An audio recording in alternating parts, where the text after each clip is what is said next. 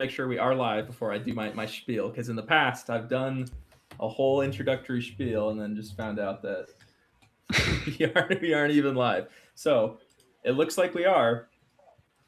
Welcome everybody to the stream today. This is so incredibly excited. I'm so happy to be here. We're joined by an illustrious panel. We don't have a lot of time. We're going to get right into it. So this is going to be just off to the races stream today. We've got some of the best Fellowship fans has to offer here. My good buddy Chiv. Chiv, welcome to the stream. How are you feeling today? Oh, I'm feeling very excited. Very, very excited. Oh, you and me both. V, it's always great to see you. How are you doing today? It's good to be back with a very juicy topic today. So yeah. Oh yeah, we've got a lot to talk about.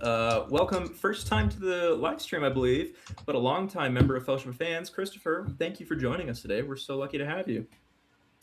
Melon, it's great to be here. Super excited and a lot to talk about.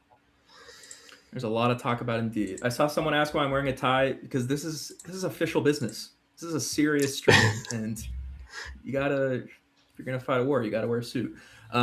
Strider, as always, thank you for being here. Was it Nazgul cosplay going on, or? I was thinking, like, could we do this one or like a ranger? I'll see how I'm feeling it in the middle of as we go. Oh, that's awesome. Yeah, it's gonna be a great one. Looking for another epic. I tried to San Diego Comic Con stream. Yeah, this is gonna be not dilated the leaves of Lorien Fall. I was trying to clip it to the tie, but it just wouldn't work, and it fell out. And I said, you know what? It's fine. We've got more important things.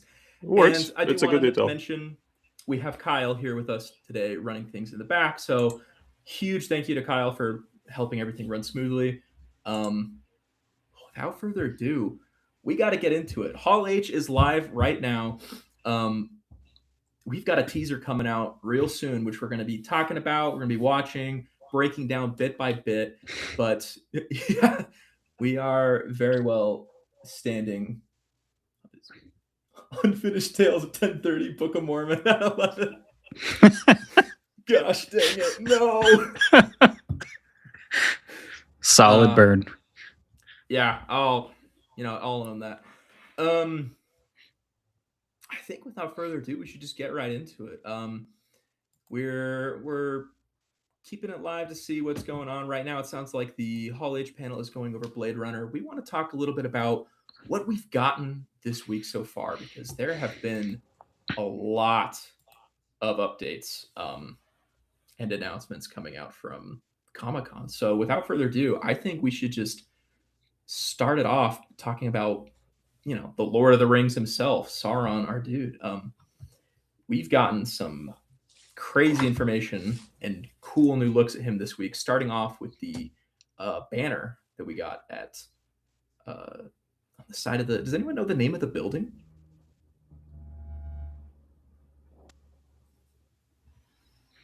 Actually, sadly, no idea. But I was always curious. Like, is this like, did they just like hijack random people's building? Like, hey guys, you're just not gonna have your windows for the next, I don't know, rest of the week. I think they just, I think they offered to the tenants nine rings of power to, in order that would be the way to do it. Over the building.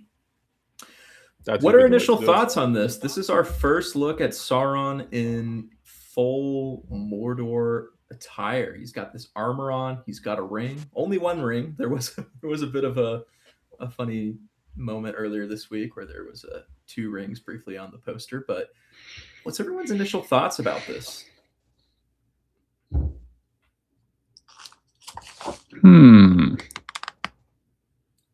You bring up a great question. Don't speak all at once. Why don't we go, Christopher? This you're new to the stream. This is your first appearance. Let's talk about this. When you see Sauron in this look compared to his, looks in the past few seasons, what do you feel like this tells you about the direction the show is heading? What do you feel this means for the evolution of this character? Obviously, a darker presence comes to mind first. Obviously, last season he was Anatar. Season before that, Hallbrand. But this season he's finally taking the true form of his dark lordship. He is the Dark Lord of Middle Earth. And as we see here, he's actually in a different armor set than we see him in Empire magazines. And this one is much cooler, in my opinion. We don't see the full form. Hopefully, we do in the trailer. But here, he's got these like wings on his like gauntlet. I mean, his pauldrons, and like it's just completely different. It's awesome. We need to see more of this in the trailer. But yeah, he's taken his Dark Lord form to the next level. Yeah, totally agree. This is an awesome. And the crown keeps it like it's like all together. You know, he puts it all together with that beautiful crown. You know. Oh, it really does. V, what did you think? What do you think about the elven ears and the 5 o'clock shadow combo? It's kind of this weird mix between human and elf. What do you think when you kind of see that design choice for a character like Sauron? I mean, it's basically a mix of his two forms that we've seen in the show. One, the Elven Maya, that he used to deceive basically everyone, and the other one is like Halbrand, basically form. So he's mixing the two. Um, in my opinion, it's definitely interesting to see the face of Sauron with the armor, because so far It's in the not a phase, adaptation Mom. we've only seen, yeah. We haven't seen any face for Sauron so far. Maybe the mouth of Sauron, but that's as far as it got. So it's really interesting to see what a person looks like with this kind of armor and the elven kind of appearance and the darkness pouring from inside of him, sort of. So yeah. Yeah, absolutely. Strider, what do you? I gotta say, Go for I have it. one. Go for it. I gotta say, Sauron is definitely looking more goth this season. Oh my gosh. But don't. We're gonna move right past that. I wanted to ask you, the One Ring. He's holding it. It's in this image. That's, I mean, more than likely, this is the One Ring. We have to assume it's probably not misdirect. I'd say it's Chiv's got it right there on his hand. Oh, this whole thing. It goes with your eyes. What do you think about the One Ring being so front and center this season? I mean, obviously, anybody who knows the show knows they're gonna make the One Ring. It's kind of the most famous, iconic part of the Lord of the Rings. It's in the name. But how do you feel about it being so front and center in the promo, with it being revealed that, yep, it's getting made this season? Yeah, I mean, it's a clear pointer towards the accent of this season. You know, we had the other rings made already, so we have to get the One Ring finally, and that's probably going to be one of the. I mean, it will probably be the main plot for Sauron, and definitely one of the main plots throughout the season. The fact that we see him already like this, I don't know. It just reminds me so much of that brief scene that we have in the prologue of the Fellowship of the Ring. Yeah. You know, no. Real yeah, it's quick, just exciting, and also the way his crown looks, it kind of looks like, it also kind of reminds me, I just realized, of the, you know, when we see that first shot of Barad-dûr, and as the camera rises in the movies, it reminds me of like those ramparts a little bit. It's just like a random little thing. No, there's definitely a lot of design elements of, you know, Mordor you can see flesh through. They actually, yes, just got a message. I am going to take a brief aside to mention this because I've seen a lot of people mentioning in the chat. We'll probably just have to reiterate this every 10 minutes. The teaser is not out yet. The teaser is probably not going to be out for, if I had to make an educated guess, maybe another hour. This is the spot for it. If you want to watch the trailer live and you want to have fan and community reaction, once it's out, we'll be showing the stream live, or we'll be showing the teaser live on the stream, reacting to it, breaking it down. And it's going to be a lot of fun. But for now, it's just not out yet. So I'm sorry if anyone's disappointed that the teaser's not out. this is just kind of like the pregame. This is getting the the audience riled. But yeah, Shiv, I don't know if you had anything you wanted to add about your thoughts of Sauron. I know you've got his ring right there. Yeah, I got his ring. I'm wearing a Sauron shirt. I guess I got this nearby too, just in case we need it. But props for this. I'm the carrot top of Middle Earth, apparently. Yeah, I am really excited to see Sauron kind of in full form, just wreaking havoc to Middle Earth this season. We got a lot of it last season, and now with the potential of him fully forming Mordor, and yeah, he's going to be all over the place. So really excited. Yeah, this is going to be a big moment for him. We along with this, we got a couple new interesting first looks at him. If we want to shuffle through those images real quick, a lot of Sauron-centered promo this season. Obviously, he is the titular character, the Lord of the Rings, but it's really fun to see how much of a focus he's been getting in the promo so far. It's very clear that, I believe the showrunners even mentioned that this is kind of the first moment in the series that they truly have a real villain.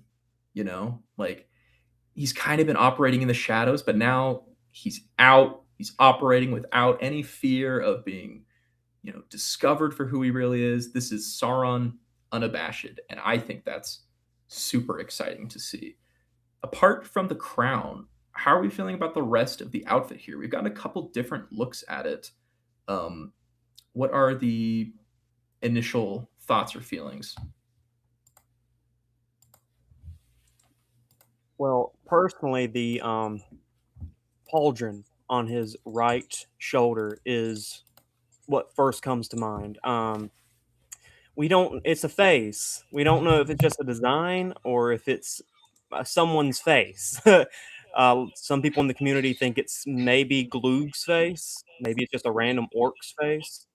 Maybe it's Celebrimbor's face. But that's the first thing that comes to mind, obviously, when you see this. The gauntlets as well are super cool. Very, Fellowship of the Ring, Peter Jackson, Sauron design. Not yet sold on the rest of the attire, but those two things, the gauntlets and the pauldron, they're the first ones that really stick out to me in a positive way.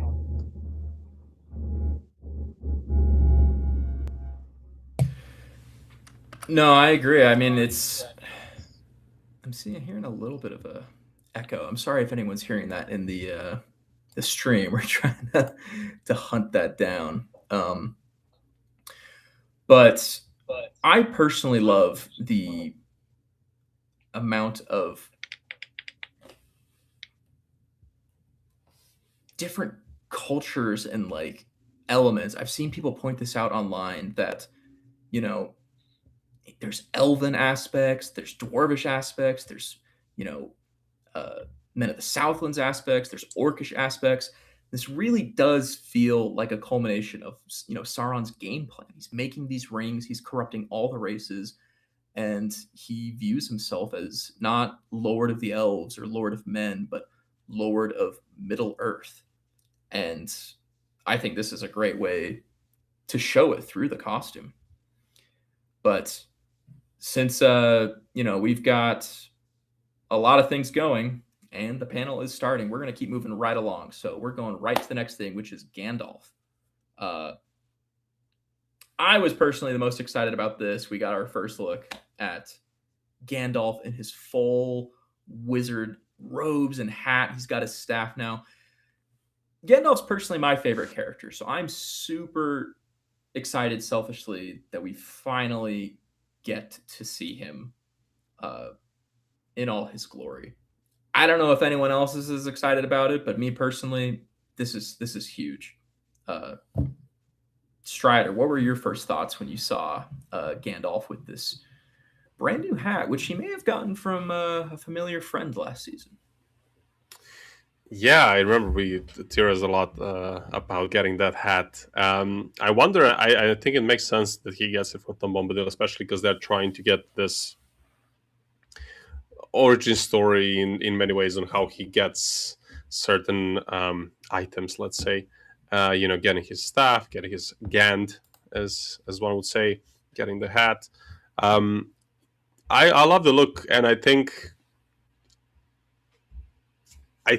it just looks really nice and proper. Like this really looks like a young Gandalf, younger Gandalf with the beard, the hair, the hat. I think it just looks really good, and seems like we got some photos. Yeah, we're gonna. So that's again. This stream is it's gonna be a roller coaster. So we're gonna be jumping in and out because while we're talking, we've got live things going on the floor. The panel for the Rings of Power Season 3 has officially started. As you can see, they're going full Mordor mode here. This is super, super exciting. Very excited for all of our friends who are there right now. There's a lot of really interesting stuff going on. I believe we had a image posted by the San Diego Comic Con blog. Let me see if we can get that thrown up. That shows the cast entering the stage. And we'll pull that up here in just a second. Welcome. I'm gonna butcher this. Anna Martau 4766. Welcome to the stream. Yes, we are gonna go over the teaser. It's gonna be up here in maybe an hour or so, probably less than that. But the second it goes live, we're pivoting focus. We're gonna talk all about that. If we can at some point get an image of the cast, I do want to just mention that from what I can see, at least on my end, we are seeing, of course, Daniel Wayman is on the stage. We were just talking about him as Gandalf. Very excited to hear what kind of news comes out of this. Chiv, how do you feel about Gandalf being a more central focus this season, potentially? I'm glad we're getting Gandalf as Gandalf. I know there was some previous feedback of the mystery boxing, and he was the stranger for a while. So in the article too, they mentioned that he has like a twinkle in his eye and a bit of mischief, and that's kind of the Gandalf I know and love. So I hope that gets peppered in throughout the season with a little bit of humor and yeah, along with the seriousness of the show and everything that's going to be going on with the Numenor, Sauron, etc. So can't wait. Vi, how do you feel about this? How do you imagine Gandalf crossing over with the main plot this season? We know he's been largely disconnected so far. Do you think this is the moment that he finally gets brought in and involved? And if so, how do you see that happening? I mean, pushing it to season 4 would be pushing it way too far. So I think it's the time to finally have him in the main scene. And now that he has realized who he is and what he can exactly do, and the discovery of self now goes to discovering his full capabilities. Um, Not sure exactly where will we get the cross, given that he's still out and about with no clear connection to anything else other than a dark wizard, uh, than trying to escape this whole of it. I don't know. I think he will find the elves first, not the humans necessarily, but that's where I'm seeing him next That's a and getting to know like. Wait, go on, go on. No, I was just gonna say that's a fantastic segue. You want to talk about him meeting the elves? Well, there could be a way that is possible. We actually just Yeah, got a I new mean, update from Empire. Do you want to go ahead and read this, V, if you can see it? sure. So runners J.D. Payne and Patrick McKay say the third season will see Sauron make the One Ring. I'm sure he will use it for noble purposes. We will also see the beginnings of Rivendell in this season. So that's also where I was coming for with Gandalf. I think for new beginnings, new settings should be in the way. So I would love to see Gandalf meeting the elves in Rivendell and starting his journey of saving Middle-earth from there.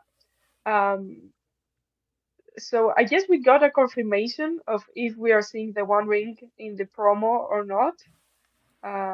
This was definitely the One Ring. And also, finally, we get a snippet of Rivendell, and which I think everyone was expecting to see the beginning of Rivendell, given the finale of season 2. So we we got something for the elves at this point in the promo. Yeah. Yeah, I am. Ooh, we've got some cool quotes here that just dropped. This goes right into what you were talking about, Shiv. The twinkle in the eye, the hint of playfulness that we know from Gandalf. He's kind of a he's. I'm trying to think of a friendlier way to say Oh this. God. A pot stirrer. I don't know. He likes to. He's an A instigator. disturber sometimes. of the peace. Yes. Why am I? Oh, I missed that. That's so obvious. I'm so excited to see this version of him. He is so far. I really loved what Daniel's done with the performance, but so far it's been a lot of kind of blundering around. Understandably so, because he doesn't remember who he is or where he came from, and it's just he's kind of just been focusing on figuring out who he is, and we've seen glimpses of that personality shine through. But oh man, I'm so excited to hear about more about what's going on. Looks like we just got an update from Night Edge Media. Sounds like Gandalf is going to be learning about more of his power through Tom Bombadil this season, which makes sense. I think that's kind of where they set him up. Christopher, how do you feel about Tom Bombadil being this sort of mentor figure for Gandalf?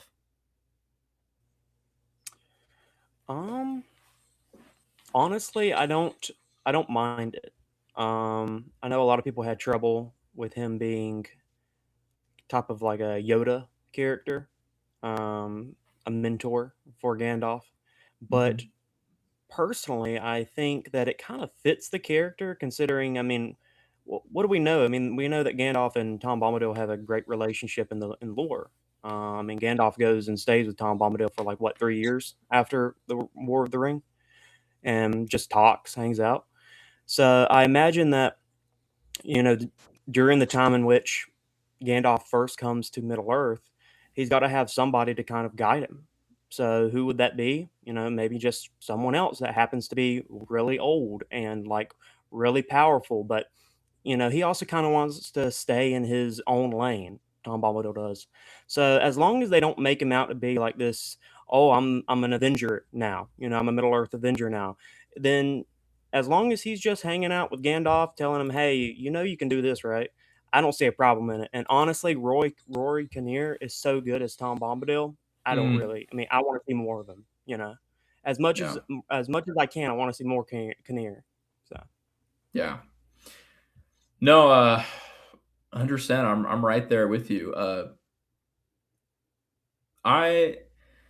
Tom Bombadil is just a hard character to adapt in general, I think. There's a lot about him and his nature that makes it sometimes difficult to kind of adapt this character who kind of plays against you know, the genre he's in sometimes. Like he's meant to feel out of place.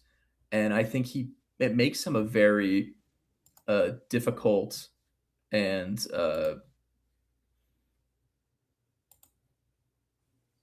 sometimes it's almost like he tricky brings a character different to dynamic. Yeah.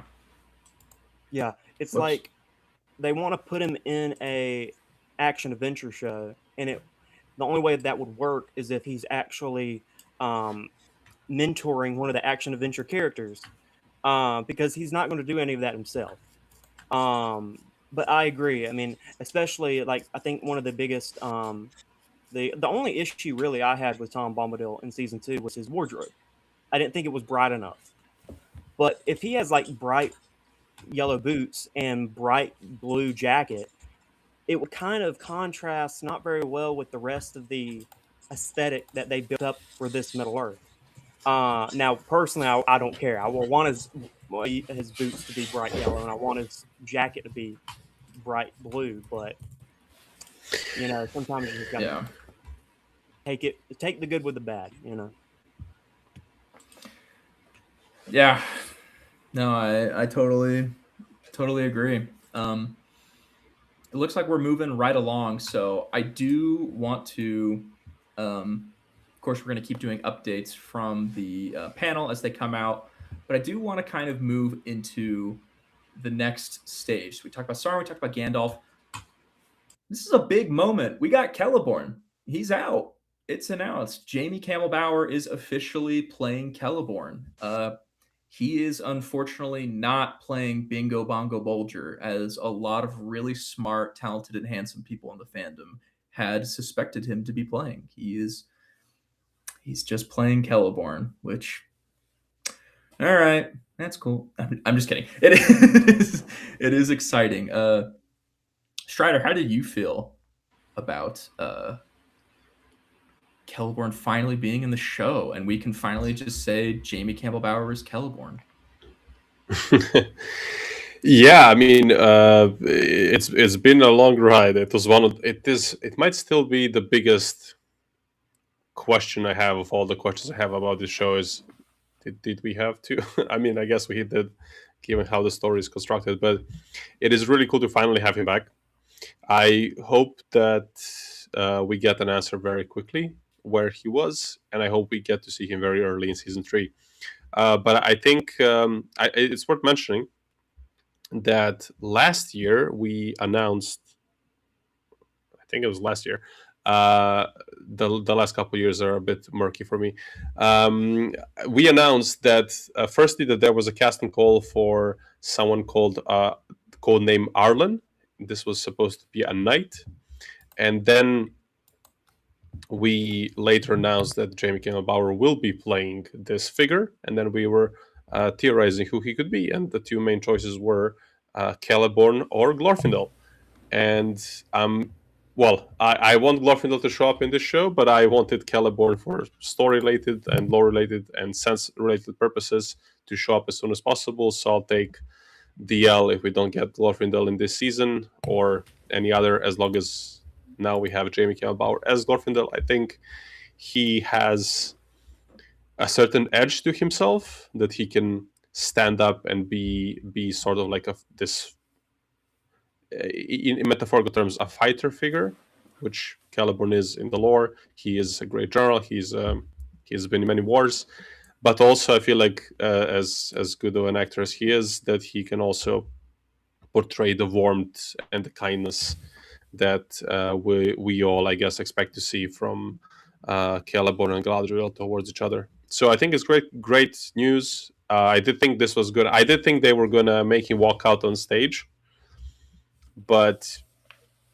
they announced it earlier, and now we can talk about it.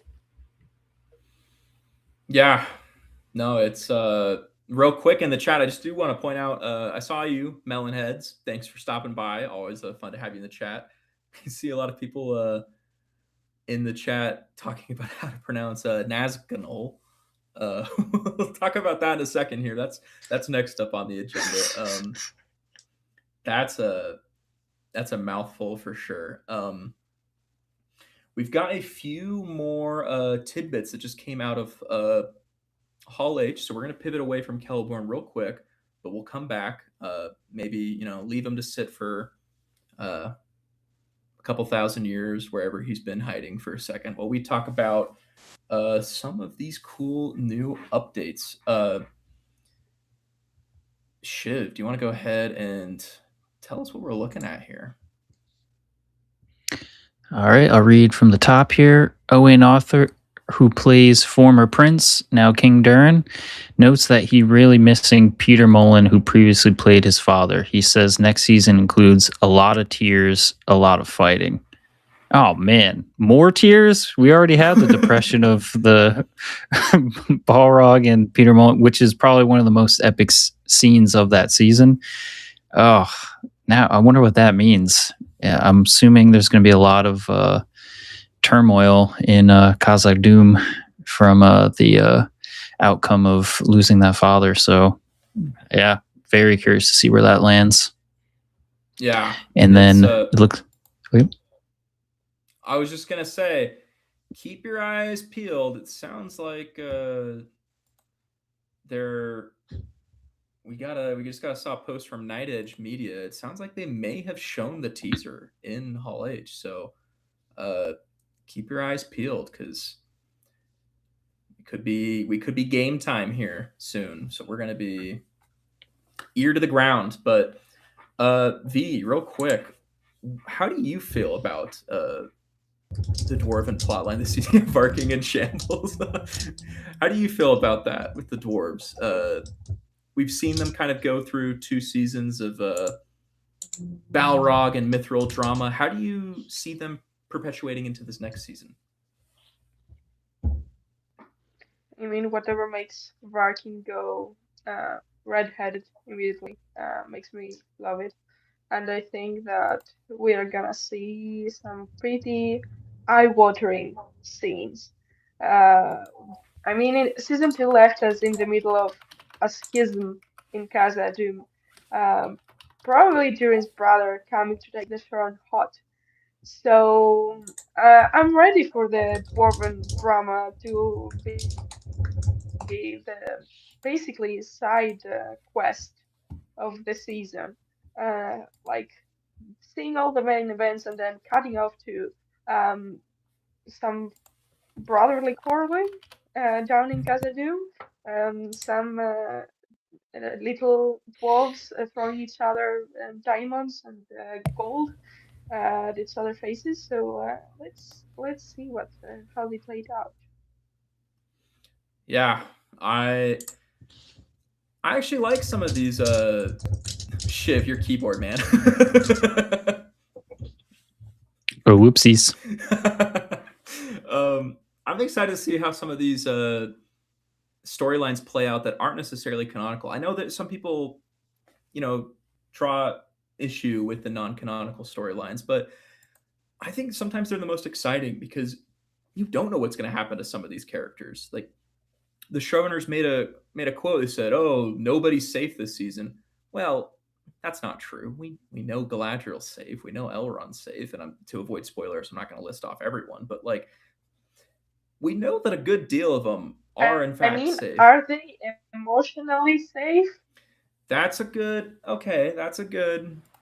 way of looking at it. Probably not. It's probably going to be a bad time for everyone. But Are they actually safe emotionally? we've got a quote. I heard about this. Okay. Who wants to read this quote? Because this is funny. I'll go ahead. I'll go ahead and read it real quick. Let me pull that up wherever it is. Man, my eyesight is not great and it's a little blurry, but it sounds like they got a look for. There we go. Thank you, Kyle. Oh, my knight in shining armor. After a lovely look at the teaser for season 3, co-runner JD Payne says the forging of the One Ring is going to be unhinged. And then Benjamin Walker asked JD Kimmelbauer about the new edition of Celeborn and how he feels that his Sauron has been sliding into his wifey's DMs. Oh, that's funny to see. Classic Ben Walker. Christopher, Unk era. Okay, listen, I could put my glasses on if I needed them, but I don't need to, and they reflect the light. So, okay. Christopher, how do you feel about this? Many things are going in my head. What Payne is thinking is unhinged, and trying to make out what he's trying to translate that from. Only thing I can think of is Charlie Vickers gets naked and just in the heart of Mount Doom starts to sing the ring poem and mixes mithril with lava and his own blood, and yeah, for 2 straight episodes. Like it's the best thing I can come up with. Like, and I'm down for it. That sounds awesome. Oh, Chiv, I know that I'm gonna put this on you. I know as the Great. number one Elandriel truther, this is probably a rough day for you, or a rough week for you. Yeah, I was promised a kissing scene, and I didn't think it would be between Celeborn and Galadriel, but here we are. And just a quick inside baseball right now. Is my mic sounding slightly better? I turned it down a bit. Yeah, you're sounding fabulous, Shiv. You're sounding great. Thank you. Let me know in the live chat if I still sound like the... More questions about the teaser and Hall H coming through. There is no place where you can watch Hall H live. It is an exclusive event. All the information we have is being brought to us by accounts like Empire or other people who are currently in the event. The teaser will probably drop sometime in the next 30 to 40 minutes, give or take. Once that does, we're going to hard pivot and we're going to just dive right into it. But for now, lot of interesting updates. Let me see real quick. Pivoting back to Celeborn for just a split second. The trailer has been shown, says the Blue Wizard in our comments. Not just a split. Sorry? I'm saying not just a split second. I mean, these are huge. These are yes, there's a lot going on. It's a lot to juggle. So again, I just want to say thank you for everybody who's here watching with us, bearing with us. A lot of information to juggle. It's a very exciting time. Nearly 2 years of streams where we usually only have one tiny little tidbit of information, and we drag that out into an hour. We're doing probably like 5 streams worth of content right here in less than an hour. So we're very grateful for everybody who is taking the time to appreciate and enjoy this moment with us, because the Rings of Power community truly is such an amazing place to be. There's a lot of incredible people here, and we're thankful for every single one of you that is here in this stream watching with us right now. And who wants to give their 2 cents on Celeborn, who hasn't had a chance to talk on this yet?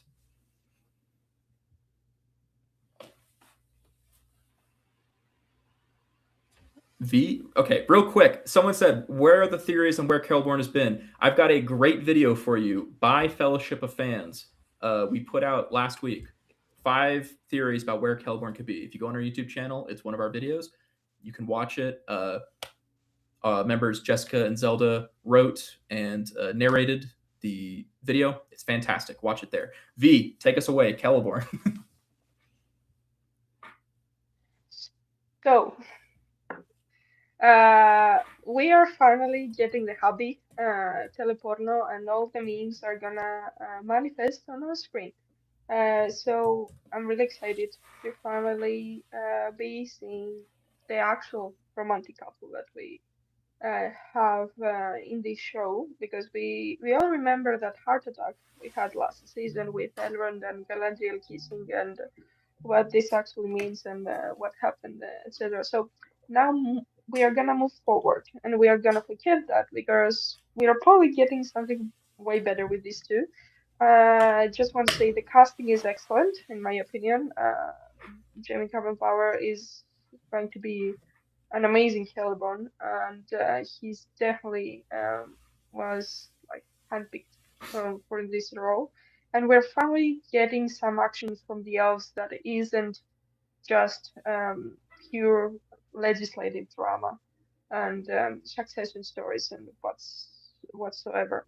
So I'm really excited to see if we're gonna get not just a reunion, but like um, dreams of the past, and revisiting memories of these two, um, which I think they can utilize, but not like get too much into it.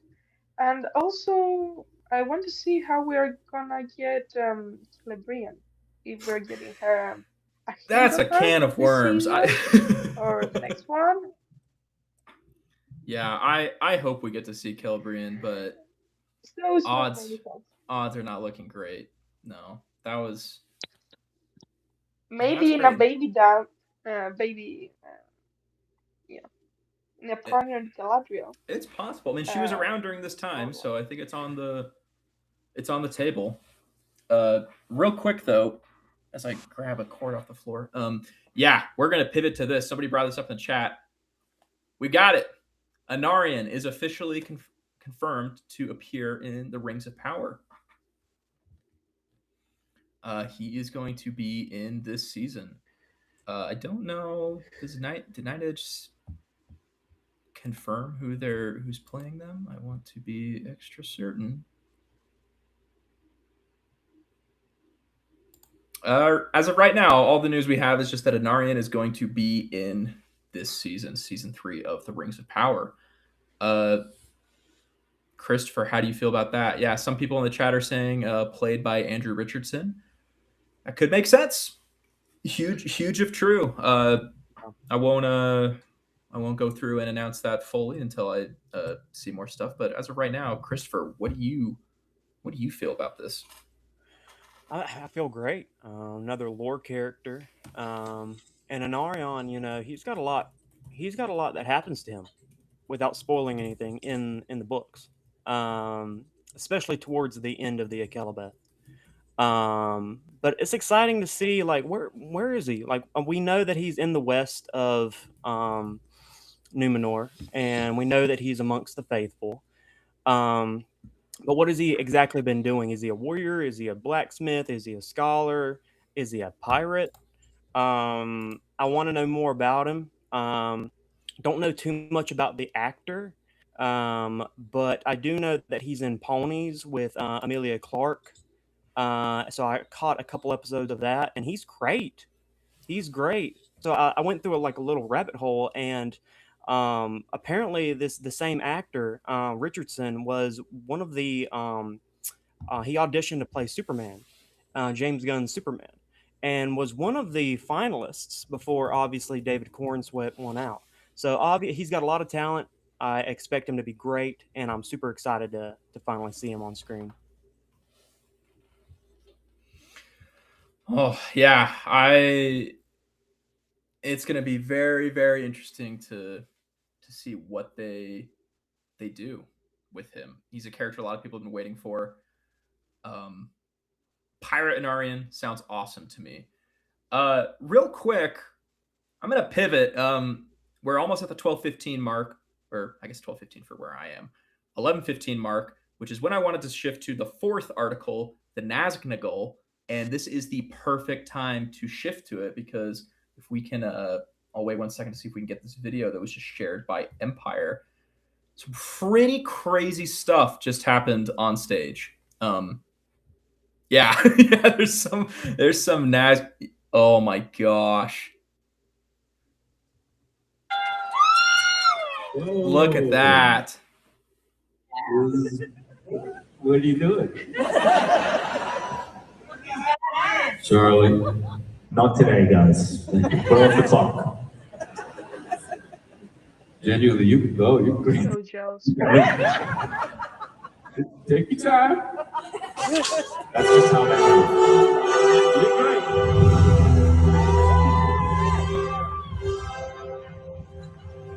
That's so cool. Oh my gosh. Here, let's mute that and keep it going. Yeah, holy cow. I love the it's so hard to say, Nazgul look for this season. I want to see if we can find some sort of video of somebody at the panel saying it because I feel like I'm pronouncing it wrong. Their design is so awesome. Strider, how do you feel about this? You were wearing your Nazgul hood at the beginning of the stream.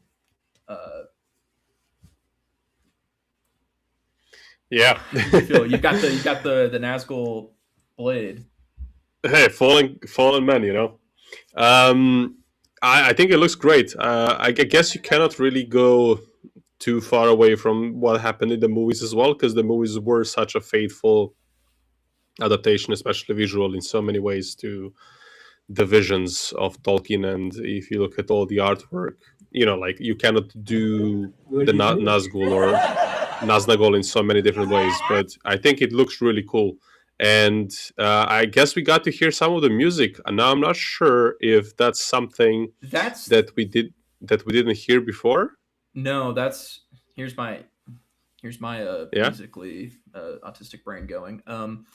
That was the trailer theme they used for season 2, episode 1. It was the only time they diverged from the normal trailer opening of Howard Shore's theme, and they just did that stinger instead with the title card. So that's where that theme comes from. Yeah. So I thought we heard it before. So thanks for clarifying that. Yeah, but anyway, it looks great, and it's really nice that they. Actually, the detail I find very interesting is the fact that they all seem to be having a similar type of crown situation going on, which is interesting and also, again, makes sense. But yeah, I wonder, that's one of the biggest questions I had going into the show, and one of the things I really look forward to seeing is how they will build up the Nazgul, because we really do not know anything about them. We know the main guy is called Witch King, but that's not obviously his name. Mm-hmm. And we know we got confirmed Kamul, the Easterling, played by Mr. Varna. So that's kind of it. That's kind of it. And they have to build. Basically, they have to build like 8 Nazgul. It's a blank slate. Ironically enough, let's throw the picture it's just going to be Kamul up on. Yeah, because and we have Christopher who wants to jump in. You just made a great point, Strider. About the crowns. I wasn't expecting all of them to wear crowns, but now that I think of it, I wonder if Sauron promises them to all be kings of men in their own way, and that's why they all have crowns. Mm-hmm. And the crowns are very similar to the Morgoth crown, but it's not exactly as nice. So I wonder if he's just like, hey, you want to be a king of men? Join me, and I'll make you, and I'll give you a crown. Like, I think that's probably what's going to happen. See, this is why I wanted to put up Kamul, is because we got this image of Kamul, and we got an image of a Nazgul riding on a black horse. Everyone just kind of assumed, oh, that's Kamul. It's another picture of him. Hall H, we now know they all have identical outfits. So what do we think? Is this the same character? Or did the Nazgul that we saw on the horse, could that be someone else? V, what do you think? I mean, first of all, I have a Nazgul right here with me, always. And second of all, I mean, since they are all identical, you can never know who is who, unless the series decide to take on a different route and have some sort of characteristics in their armory that are different for each character. Maybe the first letter of their name, an anagram, or some symbol of their kingdom. So it will be really interesting to see that from the design department. And now that I'm thinking of it, we have some really cool armor in Kamul, the neck plate basically, that could be giving us a hint, and compare that to like the rider that we got. Also, what I see in Kamul is very interesting, that he has like a gauntlet very similar to Sauron's. So I would really love to know who is dressing them, and get something for myself as well. Yeah, I think they I'm not sure if I'm positive about this, but I think they might have a new costume designer working on the show this season. I don't know if it is new or if they've been. I know it's the same costume designer that worked on A Night of the Seven Kingdoms, and that show had some awesome armor. The stag helmet for Lionel Baratheon, the King's Guard had some really cool armor, and I think we're already seeing that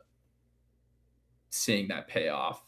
Chiv, you've spent a lot of time on a Night of the Seven Kingdoms, House of the Dragons. How do you feel about the armor this season so far? Shameless plug. We cover House of the Dragons currently on Fellowship of Fandom, so if that's anyone's cup of tea, head on over there and give us a like and follow. But I definitely agree that the armor work from the photos we've seen from both Sauron and the I'm not even going to pronounce it. I'm going to call them ring servants. No, so I'm I not want on to hear record. it. I want to hear it. Say it. I'm going to go with Nazg Nagul. That's what I'm going to go with. Nazg Nagul. I don't know, guys. Ooh, I kind of like that. Nazg Nagul. Nazg Nagul. Hopefully. I think it's Naznagul. I think the G is silent. All right, so we got G is silent. Yeah. Here, can we throw up We'll find image out hopefully of the shortly. Nazgul onto the force real quick? I just want to highlight this guy's helmet. I guess one tangent I could make is they talk about Proto Nazgul. I wonder if we're going to see Proto Morgul blades. Maybe the blades before they become corrupted, and yeah, could be interesting. Peep this. Here's my theory. Sauron is going to have Morgoth's crown. Oh, do we lose V? Oh, we'll see. She might be out, but if so, we'll wait a second. Sauron's going to be wearing the crown all season. At the end of it, he's going to this is my theory. I'm going to go on a tangent here. He's going to decide he doesn't want to just be another Morgoth, and so he's going to destroy Morgoth's crown, and he's going to turn the points into the Morgul blades. Ooh. So you're saying this was once a crown piece? I mean, not in the Jackson universe, but maybe in this one. I mean, we saw the effects it had on Galadriel when she got stabbed, and it was very similar to the effects that happened to Frodo. So maybe I don't know. I think that's a really cool theory, to be honest. One of the things that every prequel does, even though you can argue this is not a prequel, it's just covering something else early in the timeline, but in some ways it is, and to have this kind of explained like that, because they have to create a lot of these new explanations for these new things, and to explain Nazgul blades like this, I could see that. But I feel like if I had to make a bet, probably not, because there is not much of it, and I would assume they would use a lot of Nazgul blades over the years. So, or they'll maybe just use for the first series of Nazgul blades, and maybe they'll just kind of figure out some kind of magic that's in them and then keep using it for later on. Yeah, but they look really cool. I do want to say I am in love with the fact that they changed the name from Nazgul to Nazgul, and it sounds like the panel just ended, so we're going to be refreshing like crazy to see when that trailer comes up, because then it's game time. But I love the fact that the creatives behind the show spend so much time in the weeds with the root word of a name in a made-up language that they feel the need to be like, hey, let's change this. Nazgul is an iconic name. There's people out there who know the name Nazgul. Oh, those are the Black Riders from Lord of the Rings, the Nazgul. I feel like the conversation would have been so easy to just be like, no, we're not changing the name. We're not going to get rid of brand recognition. We're going to have the Nazgul in the show. But the fact that there are creatives on this team who go, no, we're going to change it because technically they're not wraiths yet. That's so cool. That's just dripping with passion for Tolkien. This is why I will always support the creatives behind the show. This is why they've earned my respect. It's because they do things like this. If they didn't understand the lore, so many people say this, oh, the creatives don't understand the show. They've never read Tolkien. If that was true, they probably wouldn't even recognize it. I mean, I'm a big Lord of the Rings fan, and I probably wouldn't have batted an eye if they didn't change it from Nazgul. I would have just been like, oh, yeah, of course it's the Nazgul. But it'd be interesting too. Do you think by the end of breaking news? We got something big, but you can go for it real quick if you want. I would just say it would be cool by the end of the series, like if we think we'll see it be a transition from Nazgul to Nazgul. We could see the moment where they become wraiths. I think there's still 2 seasons. V, what do we see on screen here? So we have some new characters in the house. So we are getting Adam Young as Marnuk. That's an orc, right? So we are getting a new orc. Zubin Varla, as we know, will play Camille Sterling. Um, and then we have Eddie Marsan as Thrain. If I'm not mistaken, he is like the brother of Thrain or not. Yep. Oh well, I'm not sure. that's the And theory at least. Andrew Richardson, yeah, that's the theory. Andrew Richardson as Anarion. Can I just say, I I'm don't very understand this confused. photo. Why is the sword just floating on his shoulder like that? Oh my God. That's a great question. He's not holding it. It's not like Is I feel it like AI? I Is I it would AI? I would hope not. I don't think it is. Should I attempt it? Is it possible? Oh yeah, let's see. I mean, I he could don't just be think doing a that's- trick. You know, he is younger than Isildur, so he might Maybe he's still like be maybe he's like a flipping bit the of sword a in the swaggy rebel. He looks like a pirate. Thrain. Interesting to use that name. Where do we know that name from, Christopher? Obviously, it's part of Durin's folks' history.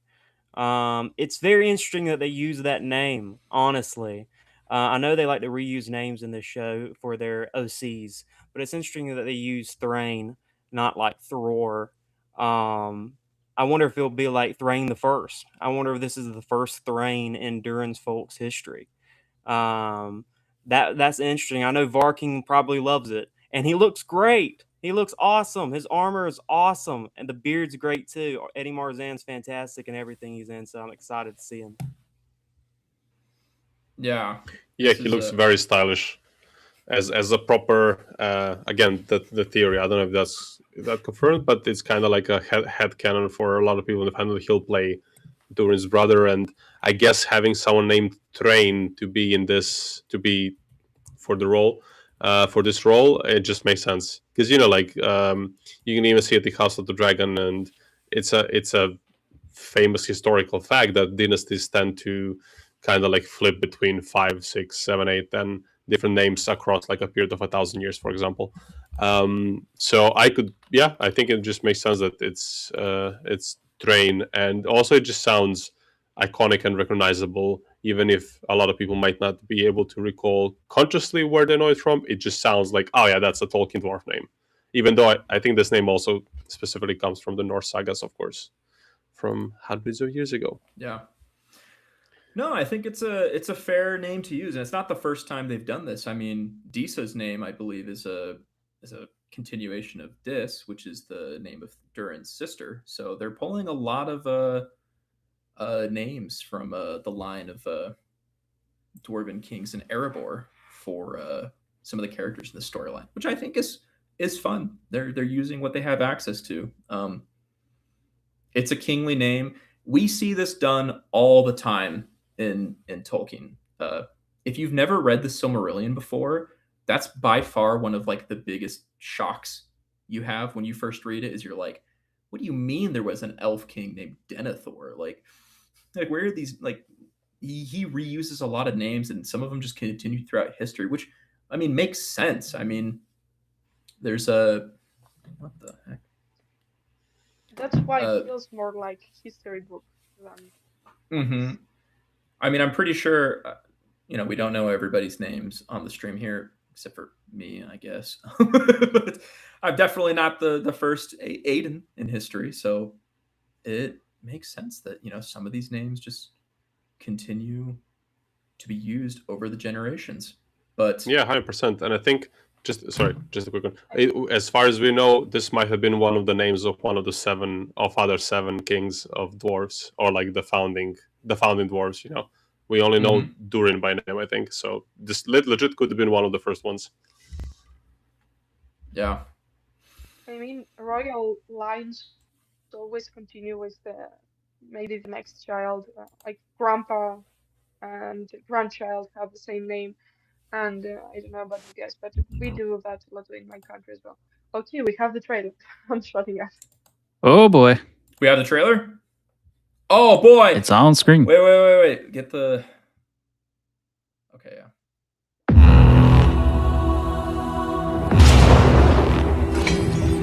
Now is the mighty hour come. The Dark Lord is on the brink of crafting a new power.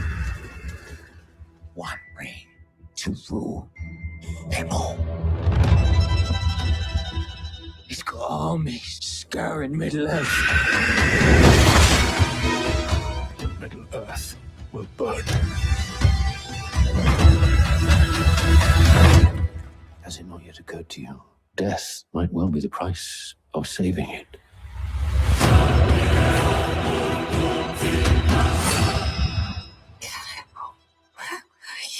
Trying to get back to you.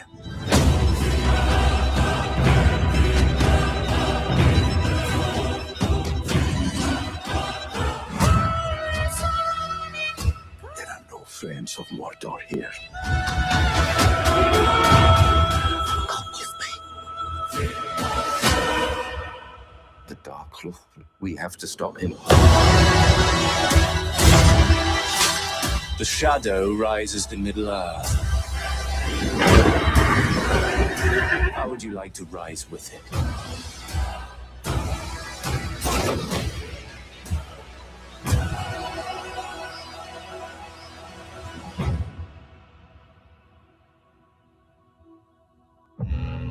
No way.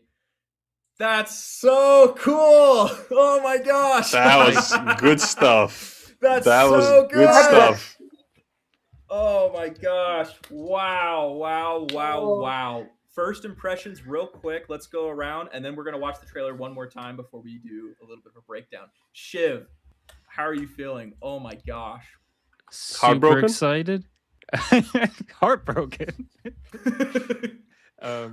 Definitely excited. There's so many things to unpack there. One thing that caught my eye was we saw a beard on Círdan again, which Yes. is Yeah, that was my first thought. I was like, of all the things, I'm like, Círdan Círdan's is got a armor. beard. Yes, we got an elf with a beard. Let's So go. cool. It's like Moonkill, cool, sure. There's a beard. That's oh my gosh, there were so many cool. Oh, I can't wait to go by frame. V, what are your thoughts real quick? I'm so overstimulated by the amount of information in every frame. Like I was like, is this one? No. The next one is this that one? What the hell? Everything was so overpacked. I think we were gonna be talking for Easter about Easter eggs for days. My English are getting shut down right now.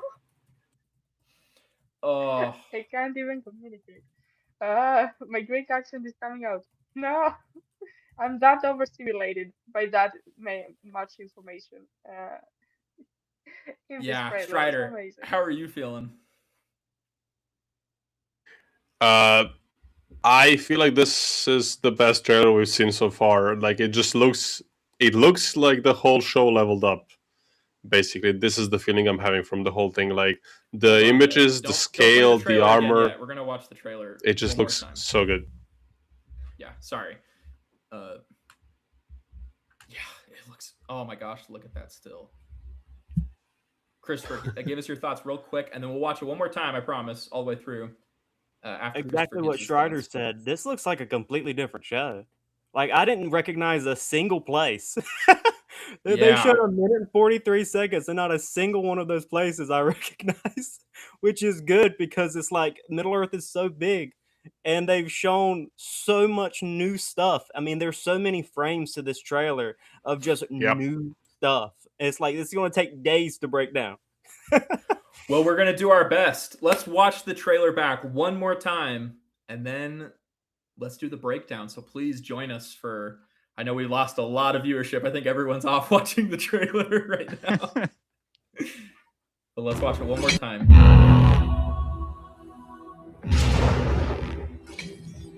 Now is the mighty hour come. The Dark Lord is on the brink of crafting a new power. One ring to rule them all.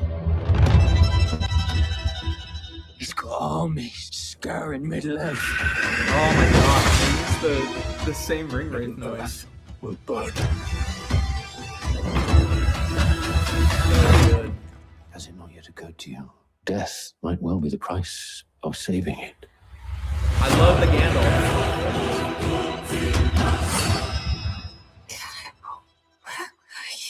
Trying to get back to you.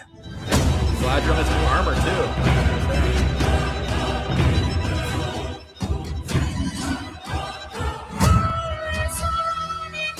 There are no friends of Mordor here. Come with me. The music is so good. The Dark Lord. We have to stop him. The shadow rises to Middle-earth. How would you like to rise with it?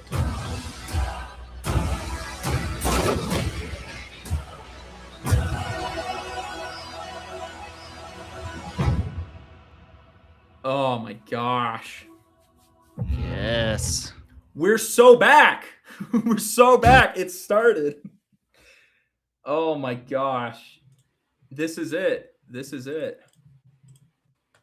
There's so much in that one teaser. That's insane. Yeah, I hope you guys are comfortable because we're gonna break this down bit by bit. Kyle, if you want to start us off with getting some of these, you just freeze frame. Let's go through and talk about this trailer in all its glorious detail. Oh my gosh. Not exactly frame by frame, but we're gonna go scene by scene. I'll start from bottom to top. We can each go scene by scene, give a first little opinion, and we can all bring it in. Christopher, what does it look like we're seeing in this scene right here? I think this is going to lead up to the one of the final scenes that we see in this trailer, where that's the edge of that's probably Mount Doom, or the balcony to Barad-dûr, either one. But obviously, this is Sauron being knelt to with his army or servants of orcs, and he's about to either forge the One Ring or a farm in front of a bunch of crows. Either way, I am down. Oh, the aesthetic of Mordor and Sauron this season. It's really freaking good. It's so good.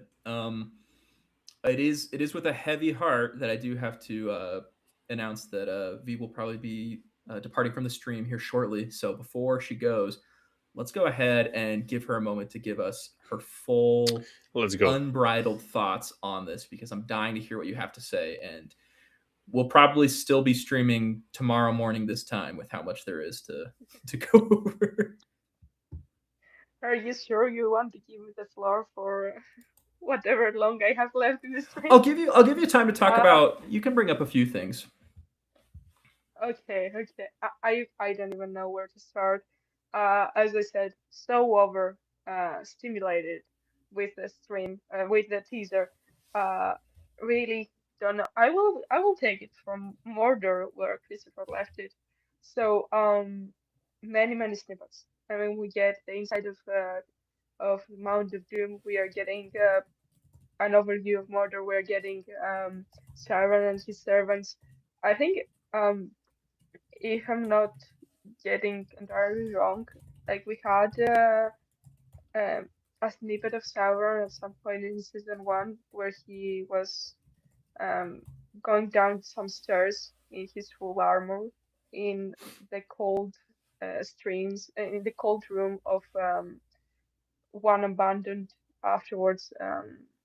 His last place that he rested. When season 1 started with Galadriel going after him, we had that snippet.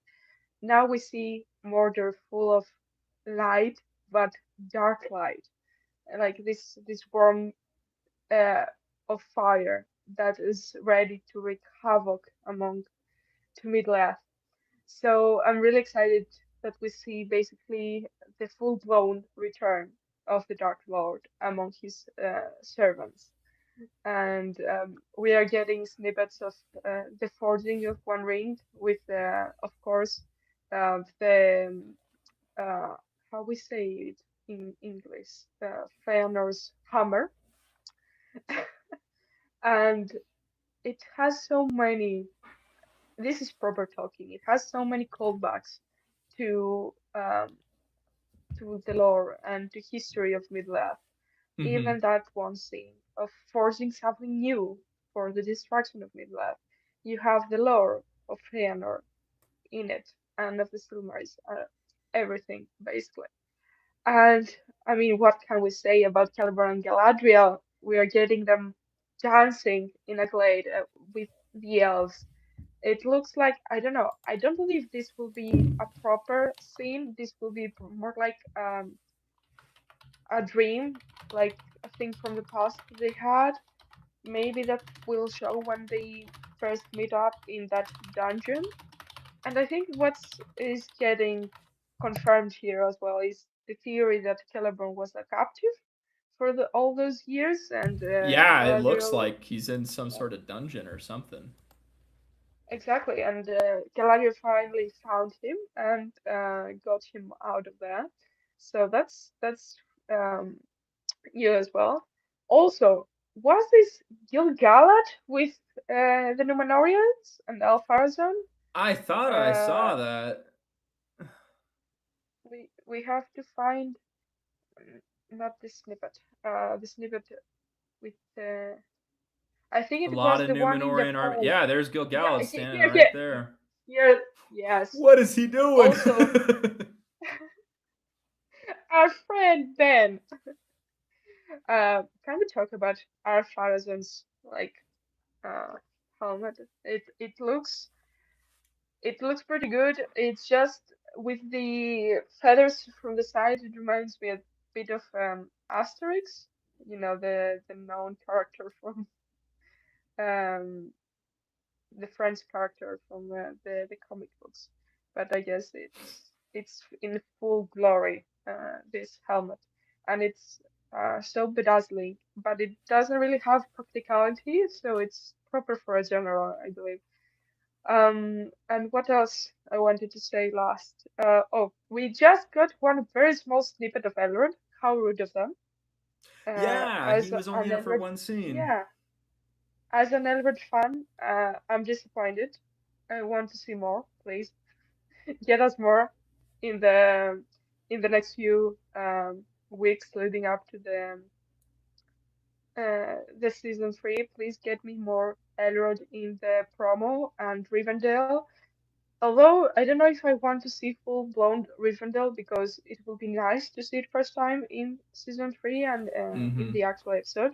It would be nice to give some things a surprise. I want to see something that whispers of Rivendell and its making, and maybe not full-blown made-up Rivendell, just basically how would say it, the the base of building it with some elves that are building in it. So we can get that, and Edward looking over the construction site of Rivendell, maybe. We can get something like that, please. I'll say that this So is the yeah, first teaser, so yeah, there are definitely things we didn't see, but that makes sense. We are just starting. We're barely gearing up for a. I mean, we've got 4 months to go. If in case anyone's forgotten, so yeah, there's plenty of time for all that. I think it's crazy we got as much as we did in this teaser. But agree, yeah. I We can't wait to got see more. crazy lot, and so I'm gonna head out and leave everyone else to It was speak so because I nice of you think to it's taking join us. forever. Yeah, thank Yeah. you so much for Thank you being on the so much, stream. guys. Yeah, Thank you, Enjoy Ian. Thank you for all the help breaking behind the scenes. down. yeah, we really appreciate having I you will on, and I gonna will be miss in you. Twitter for a bit and enjoy breaking down this bunch of Easter eggs just Oh, in one place. we're gonna So have ourselves a time. Yeah. A Thank have you. Have a fun, time great will be guys. day. had. Bye. Bye. See ya. All right, we might get someone. We might get a special guest on the stream here in a second. I think a little birdie told me somebody's downloading Riverside. So Let's watch it again. Let's watch the trailer again. two times is our limit. Okay. We are gonna do frame by frame now. Let's go back to the beginning if that's all right, Kyle. And again, before we really dive into this in its entirety, I just want to take a moment to give a major shout out and acknowledgement to Kyle, who has not been in the panel, but he has been behind the scenes, putting up all these images you see on screen, helping guide conversation, finding articles. Absolute trooper. We could not do what we were doing today without him. We are so thankful that you're on the stream. So I just want to take a moment to acknowledge your efforts. Thank you so much for everything. Oh yeah, 100%.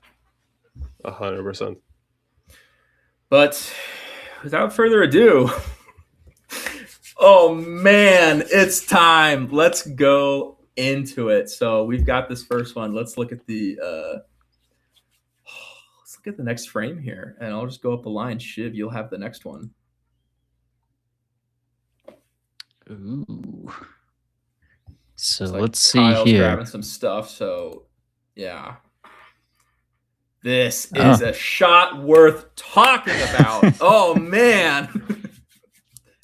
Looks like we got, what is that, Mount Doom in the background?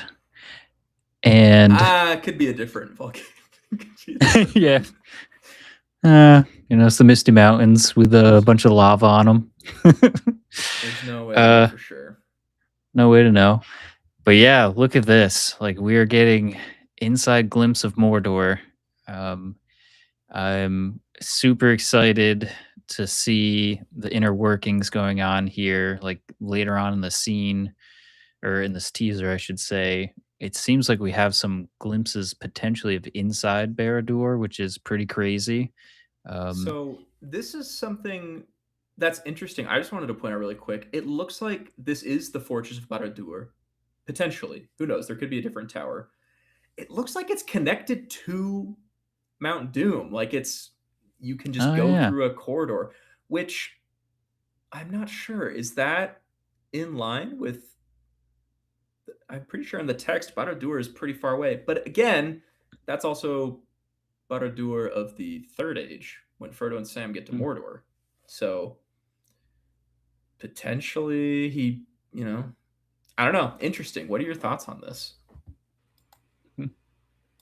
Maybe this is the first one that gets unfortunately knocked down. They build a bigger one farther away. Yeah, I mean, that makes sense. Yeah, I'm super, super excited to see. I'm curious if we can scooch the still up just a little bit more. See where this lands. Yes. It looks like we got some forging going on here. Chris, thoughts? When we see the next frame, we have there it is. We have that's the ring verse, is it not? That's the motif for the ring verse. And yeah, very much is, yeah. And oh my gosh, dude. Oh my gosh, it's so nice. I mean, it's like, what's going to happen when all that lava goes right into the middle? What's it going to make? What do we guys think it's going to make? It's going to be the One Ring. It's going to be the One Ring, and it's going to look amazing on Sauron's finger. And go ahead. They talked about this in the article. They said that the One Ring sequence was a very intense sequence to film. I think this is part of it right here. We don't get to see the full shot, but that molten metal is going to flow through the ring verse and light it up, pool in the center. That's so cool. Yeah. And once again, this isn't something we've really seen before in the show. I know we have the elven rings being crafted in the first season, and obviously the men and dwarven rings in the second season. But something like this, it's just very poetic. I can tell they probably put a lot of time and care into this one scene. I feel like the entire crew was like, one thing we got to get right this season: the ring forging. It's the One Ring, for Pete's sake. And I think they've done it. There's so many epic scenes, that throughout this trailer, just showcasing the One Ring being forged. So I'm super excited about that. Yeah, Strider, thoughts about the next this and the next couple scenes? Yeah, I wonder if the whole reason why, I don't know, this is maybe my D&D brain tuning in, but I think it also is very much in line with all of this. The reason why we have the verse here is this literally the spell that Sauron is casting, and this components are going through these to form the ring by also using the spell in a way, in like a written form. I wonder if that's kind of like a part to it. But I mean, it looks beautiful. It looks gorgeous. It looks as cool as I could hope for making of the One Ring.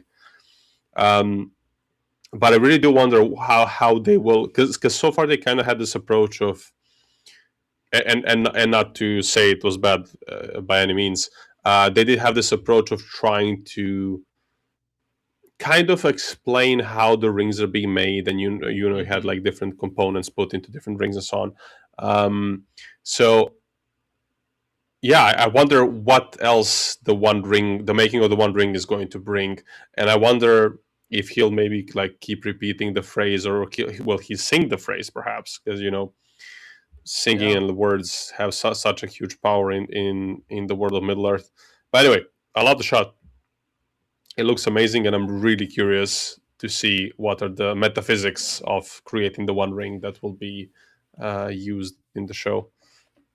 Oh, me too. But we can go to the next one? Not to throw another wrench. I know we keep doing detours. Anybody curious to hear how exactly the event went, live from the voice of somebody who lived it? Welcome to the stream, Jessica. All right. How's your day going? Feeling? Nice, like chill as usual. Nothing crazy happening over there. Whew. Yeah, Those nothing of you big. That don't know, Jessica was in Hall H. Yeah, that was absolutely nuts, y'all. I'm sure at this point everyone's seen the trailer and reacted to it, and you don't need my thoughts on the trailer, but being inside was absolutely crazy. So I'm still kind of reeling and like shaking. But wow. I mean, I want to hear y'all's thoughts on the trailer and our audiences. I mean, this was to me like absolutely peak. So yeah. what have you guys been chatting about right now? Okay, hell yeah. Let's do it. I've got like 5 devices open right now. Oh, that's awesome. I'm so happy. So you guys are at the very beginning. Okay, so we're just at the we just started going through frame by frame. We watched it 2 times, and we're just now going through. Okay. Yeah, so you're just on time. Yeah. Oh, amazing. Okay, Okay, well, so please be Doriath. Yeah. Please be Doriath. Yeah. Right. We got the flashback scene to the happy days of the First Age, or around thereabouts. And, it's Celeborn and Galadriel, and just having a nice time dancing in a nice forest, all as elves do. If elves do one thing, they dance in a forest. That's what you do in a forest if you're an elf. And I really hope this is the forest. Imagine if we get Doriath somehow, because I guess according to like the main version of things, they met in Doriath, and Celeborn was the kinsman of King Elthingol, the king of Doriath, the father of Luthien. And that's kind of like my favorite backstory of Celeborn, and I really hope this is what we're seeing here. Is anybody agreeing with this or thinking something else? I probably agree with you wholeheartedly. I think this is, if I had to put money on it, yeah, I think this is probably the prologue. If I had to, if I was a betting man. But Chiv, what do you think? Yeah. Again, hard day. That's what I think too. Hard day for an Elandriel fan. My boy Elrond looking really sad in this trailer too. He's heartbroken. Yeah, I think this would be really cool if this is Doriath, and if this is a flashback scene. Oh my god! Like, I hope this hits similar to the first time seeing the two trees. I have a feeling it's going to have a similar weight, at least to me. So very excited to see how this plays out if this truly is a flashback. Yeah. No, I definitely agree. It's it's interesting because I didn't know how much we were going to get of Jamie Campbell Bower in the trailer. I didn't even know if they were going to announce him at Comic-Con, but they did, and he's heavily featured, which makes sense. He's a pretty big star, so I'm excited to see what kind of momentum he can bring to the show. I lost track of which order I was going in because Jessica came in and I think it shuffled but I think Chiv, it might be back to you to go over the next couple frames. Ooh, let's see what we got here. So yeah, right there, the ring burst getting filled in. This is why you got to watch the trailer multiple times. I'm sitting there being like, I bet this is gonna happen, and then they showed it in the trailer. I totally forgot. So freaking cool. The only thing I can say, which kind of happens at the end of the trailer, is I wonder how Feanor Hammer is going to be used in this, because we see him holding it up towards the tail end there.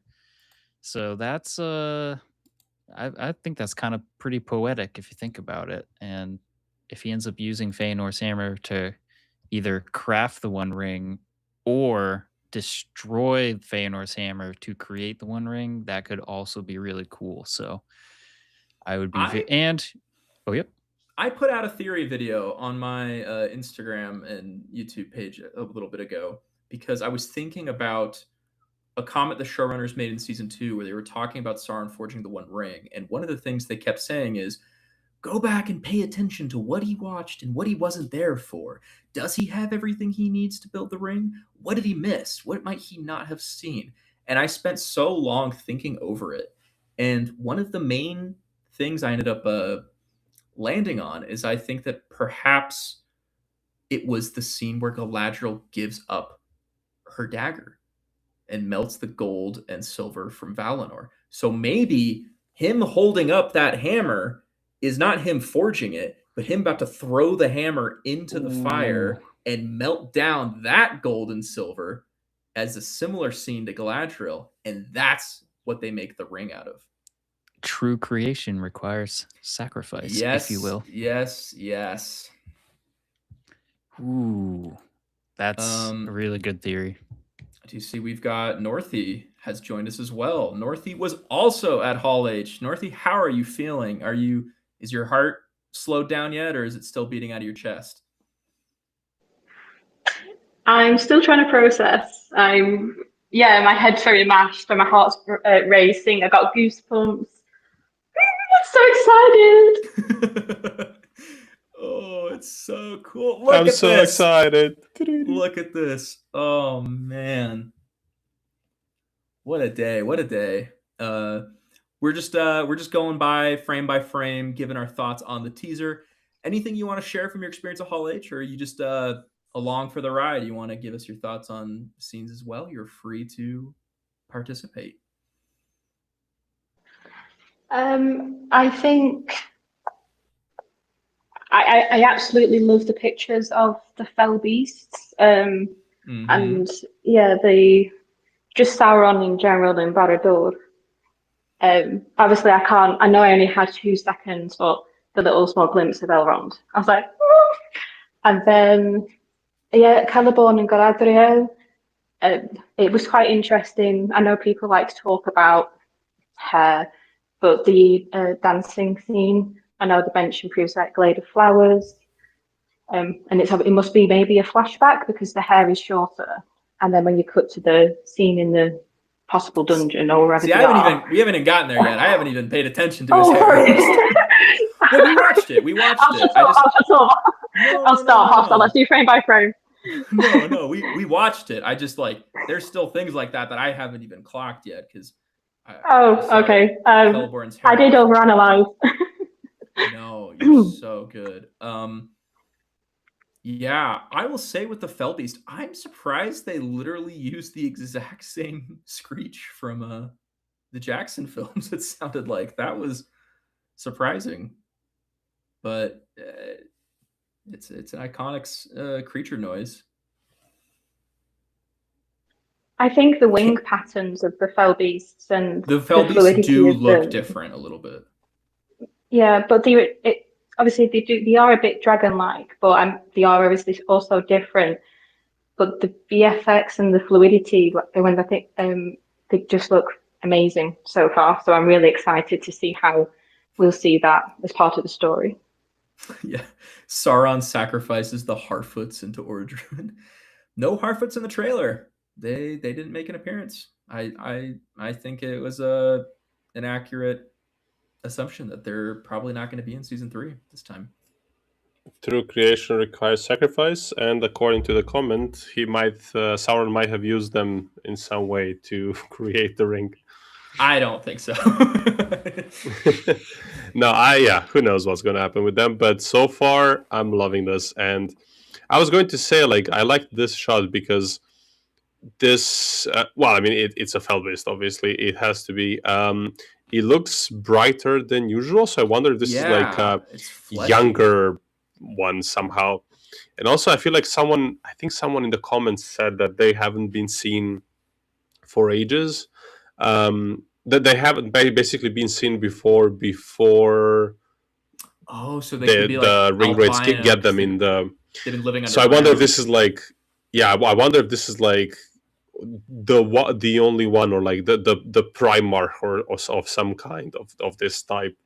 I wonder how they will explain it, because I don't think they were a thing. I agree with this theory. I don't think they were a thing before. I think even in the chapter of, I don't know if it's the Battle of Pelennor Fields or whichever of the chapters it is, when Witch King comes on the fell beast, I think it says something about who knows where it came from. Was it spawned in one of the dark pits of Mordor or in one of the ages from before or something like that? So it's kind of like the within the story, their theory, it's unclear where it comes from. It's not like we heard of it before. So it's going to be interesting to see what they do with this. Will they present this as some kind of like a dragon type creature, or what they will do at it? But still, it looks cool, and I feel like we've only seen one.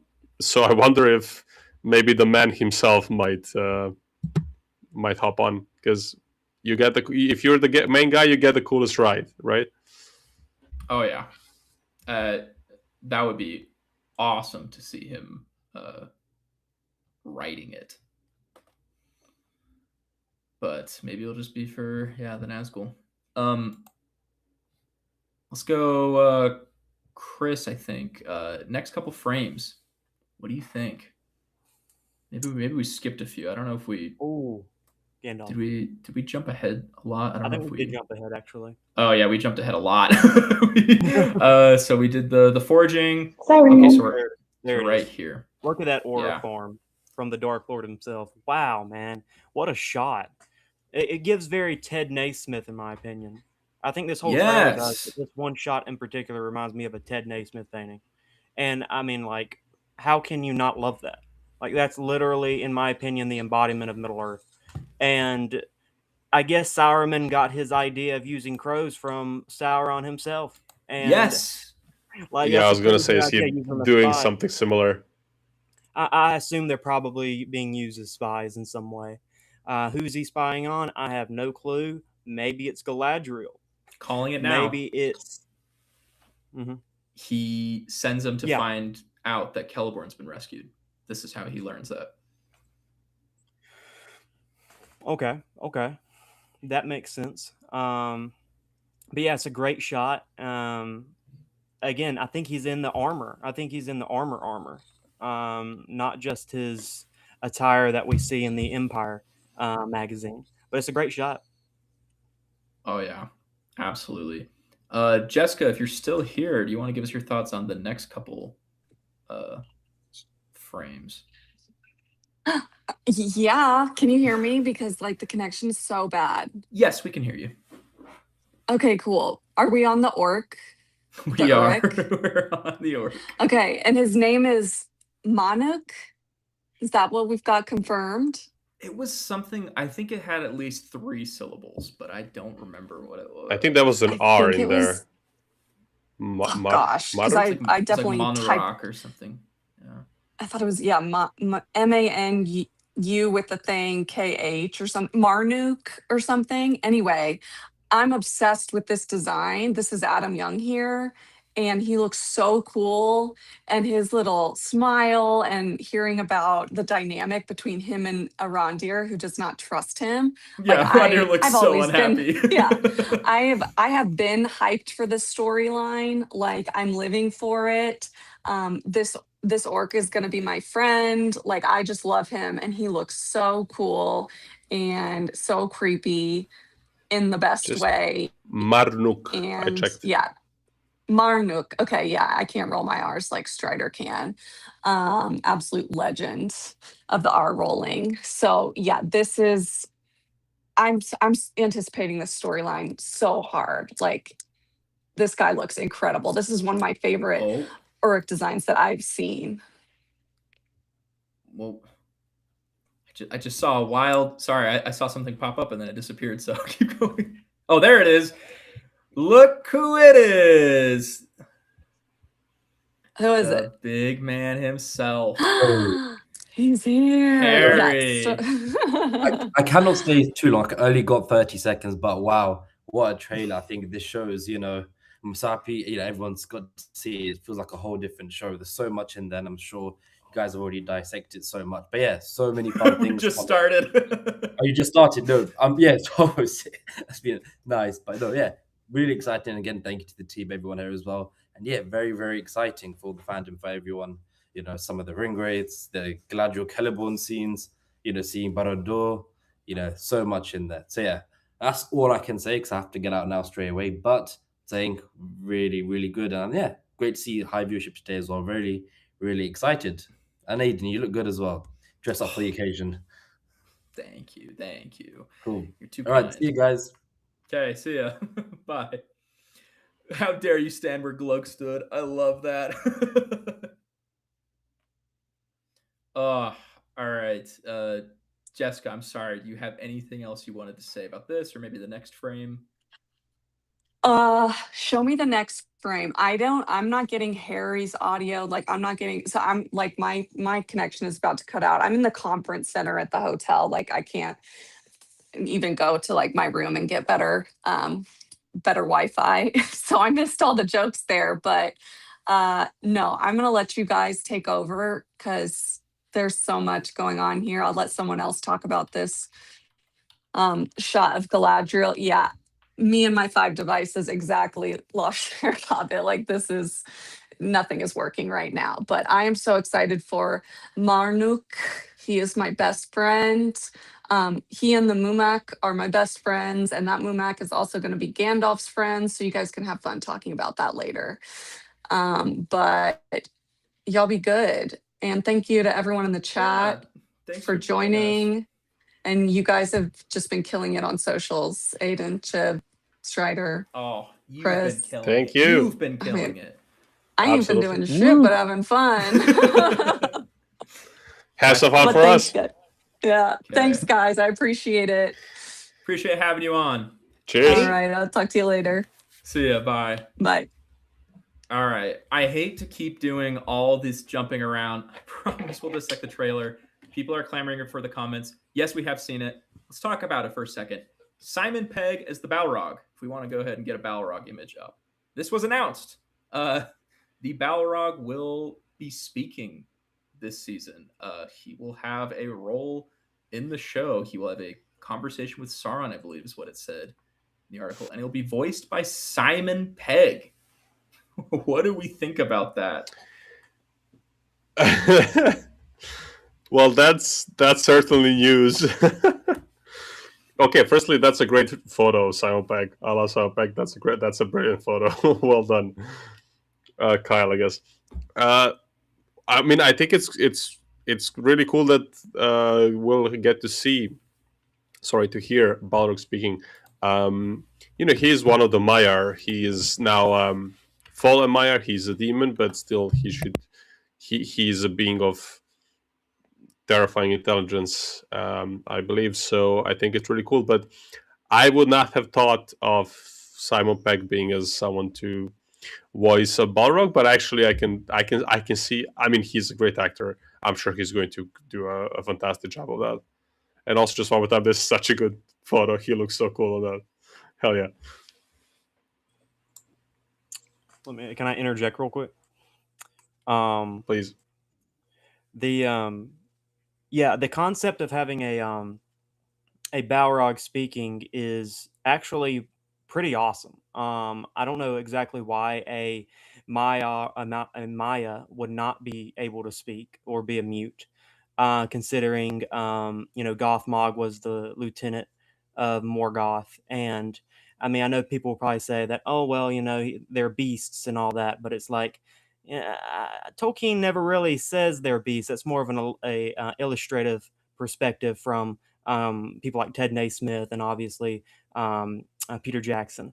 But I think that Simon Pegg is where I wouldn't say I have a problem with it, but his voice doesn't lend itself really to that image of a Balrog, in my opinion. But I'm sure he's very talented. He'll probably put on an incredible voice, but I'll have to be sold on it first. I think I can help sell it. So if you recall in Star Wars The Force Awakens, Simon Pegg played the Jakku junk dealer, and he had a very so the guy was like 1/4 portion or whatever. So I think if he taps into that, it should sound pretty decent. I'm already sold. Yep, you reminded me of that. Yep, I'm already sold. Yep, he can do that voice. Okay, I like it. Aidan, I think you're muted. I am. Sorry, I was typing. I had the most intelligent thought that I just said. It's probably the smartest thing anyone's ever said, but you'll never hear it. No, I was just saying, yeah, Shiv, that is such a good point for bringing that up. I do think he could tap into that, and I also think they could probably add a lot of like digital effects or like fire crackling to his voice to kind of lend to it. I totally agree. When I first heard that, when I first saw that he was going to be voicing the Balrog, I was like, why on earth is the Balrog talking? But it's such a good point. They are Maiar. They are spirits. Like, just because the Jackson version doesn't have him talk, and just because we don't get any lines from him in the Fellowship of the Ring book, doesn't mean they aren't capable of doing it. Like, they aren't just mindless beasts. And even mindless beasts, trolls can talk too. So it's like, if the trolls can talk, exactly. Why can't Balrogs? How would Gothmog not been able to communicate with Morgoth? I don't think he was ordering him around like a pet. I think they were communicating with one another. Well, here's the other thing: is that you're talking about the Balrog talking to Morgoth. It sounds like from what we heard, the Balrog's gonna be talking to Sauron. So maybe it even is just like a mental communication. Like maybe they just talk to each other telepathically, and that's fine too. But also, if I can interject there, Gandalf literally does have a spell duel with him. Like, this is what happens when they meet. They actually meet. So when in the books, when the Fellowship starts fleeing down towards when they get on the move after this fight with orcs, they up in Balin's tomb, in that room, they at some point Gandalf tells them to start moving, to keep going, and then he'll catch up. And he stays, and he actually tries to cast a spell to like block a certain door from moving. And actually, the Fellowship is waiting for him, and suddenly he basically gets thrown down the staircase towards them. And he tells them that he tried to block the doors, the huge stone doors, with the spell, and that somebody on the other side countered him. And at this point, we still in the books, we still don't know that it's a Balrog. We learn a couple pages later, but yeah, he literally casts spells in Fellowship of the Ring, so it makes complete sense. But yeah, I think it's just one of those things where, as Aidan said, like, it's in the movies. We don't. Yeah, thank you, Otaku Senpai. The counter spell was terrible. It nearly broke me. And then he says, even after that, I think I'm kind of drained, and this is such a bad luck, when he realizes it's a Balrog. So I think it's pretty cool that we get to see this. Okay. Strider, something about your browser not allowing recording. Just heads up. But yeah, this is a very exciting thing. I did want to mention, we kind of glossed over it because I was distracted with something else. It looks like Northy left as well. So a thank you to Northy for joining the stream. It was lovely to have you on for the brief moment you were able to join. I understand they've all got much more exciting stuff to worry about because they're, out in the thick of it. But we've got nowhere to be. So let's get right back to the trailer breakdown, I think, unless anyone else wants to talk a bit more about this lovely guy here.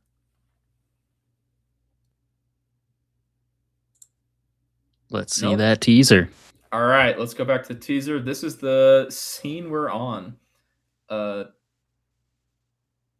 don't know where we left off, but let's go to Chris. Scene of Galadriel's face being... She looks like she's very traumatized and battered and bruised, and there is somebody caressing her head gently. I wonder if it's Clayborn. Probably Clayborn. Or maybe she's hallucinating Sauron. I have genuinely no clue. This could be a messed up. Yeah, maybe she's having a bad day and she feels a hand and she looks up and then it's just Sauron in her mind, hey babe, everything all right? Exactly. And considering how lit the shot is, it could be a Rondir for all I know. I mean, I don't know why he would be touching her hair unless to calm her. She's obviously distraught for some reason. I have no clue if this is like after they find Clayborn, before they find Clayborn, but either way, it seems like she's not in a very good mood. And hopefully someone is there to help her out. Maybe it's Clayborn. I hope it's Clayborn. I really hope it's Clayborn. What is this? What is this new devilry I'm seeing in the chat about 4 episodes?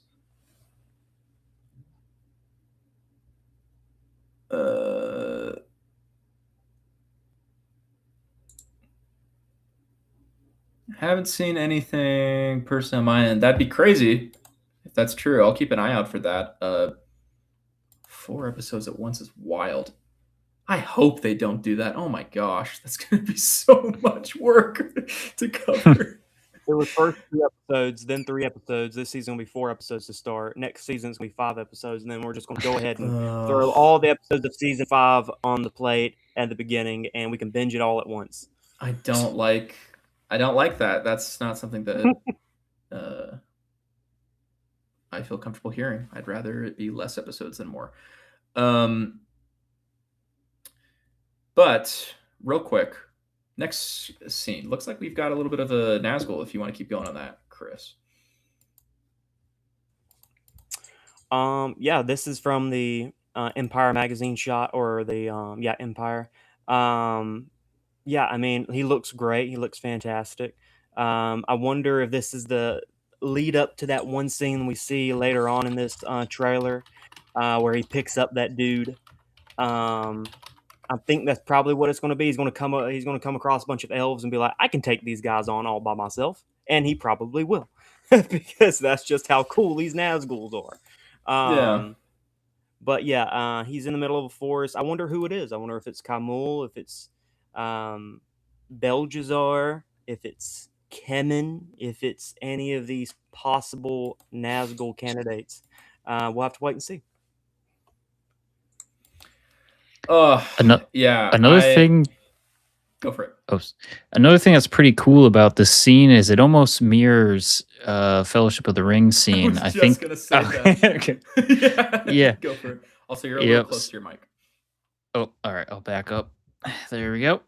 So if I think a couple scenes or frames ahead, we can see a couple characters hiding, like kind of in a berm. Yeah. So this seems to mirror the Fellowship of the Ring scene where they're kind of hiding under the tree and the Nazgul comes by. Could be misleading cuts as well, and these aren't even related, but based on the proximity, it seems like that could be possible. Another thing, I'll have to see if I can pull up a photo as other people speak, but the flower in between them, I wonder, didn't one of the Ents have flowers on them, and I can't. Weren't they yellow? Double check that. They were white, I think. Oh, they were white. Okay, never mind. False alarm. But yeah, I just Okay. like the symmetry. Real quick, is that the same orc that they're traveling with? It probably has to be. It must be. I'm pretty sure it is. Interesting to note that they've got a sword to his throat, so they definitely do not trust this guy, which I like. I like that. Yeah, it makes sense. Yeah, I don't like them being very friendly with orcs unless it's like a ratbag character from Shadow of Mordor. But as long as Galadriel has a sword to his throat at all times, or most of the time, then it's like if he has some intel that they want, then I don't see a problem with it. I do hope he has a great personality, though. I hope that he's sly. I hope he's funny. I love the design. We'll see how the rest of them is. Yeah. No, I'm very interested to see where this storyline goes. Strider, if you want to take the next couple of frames. Let's go.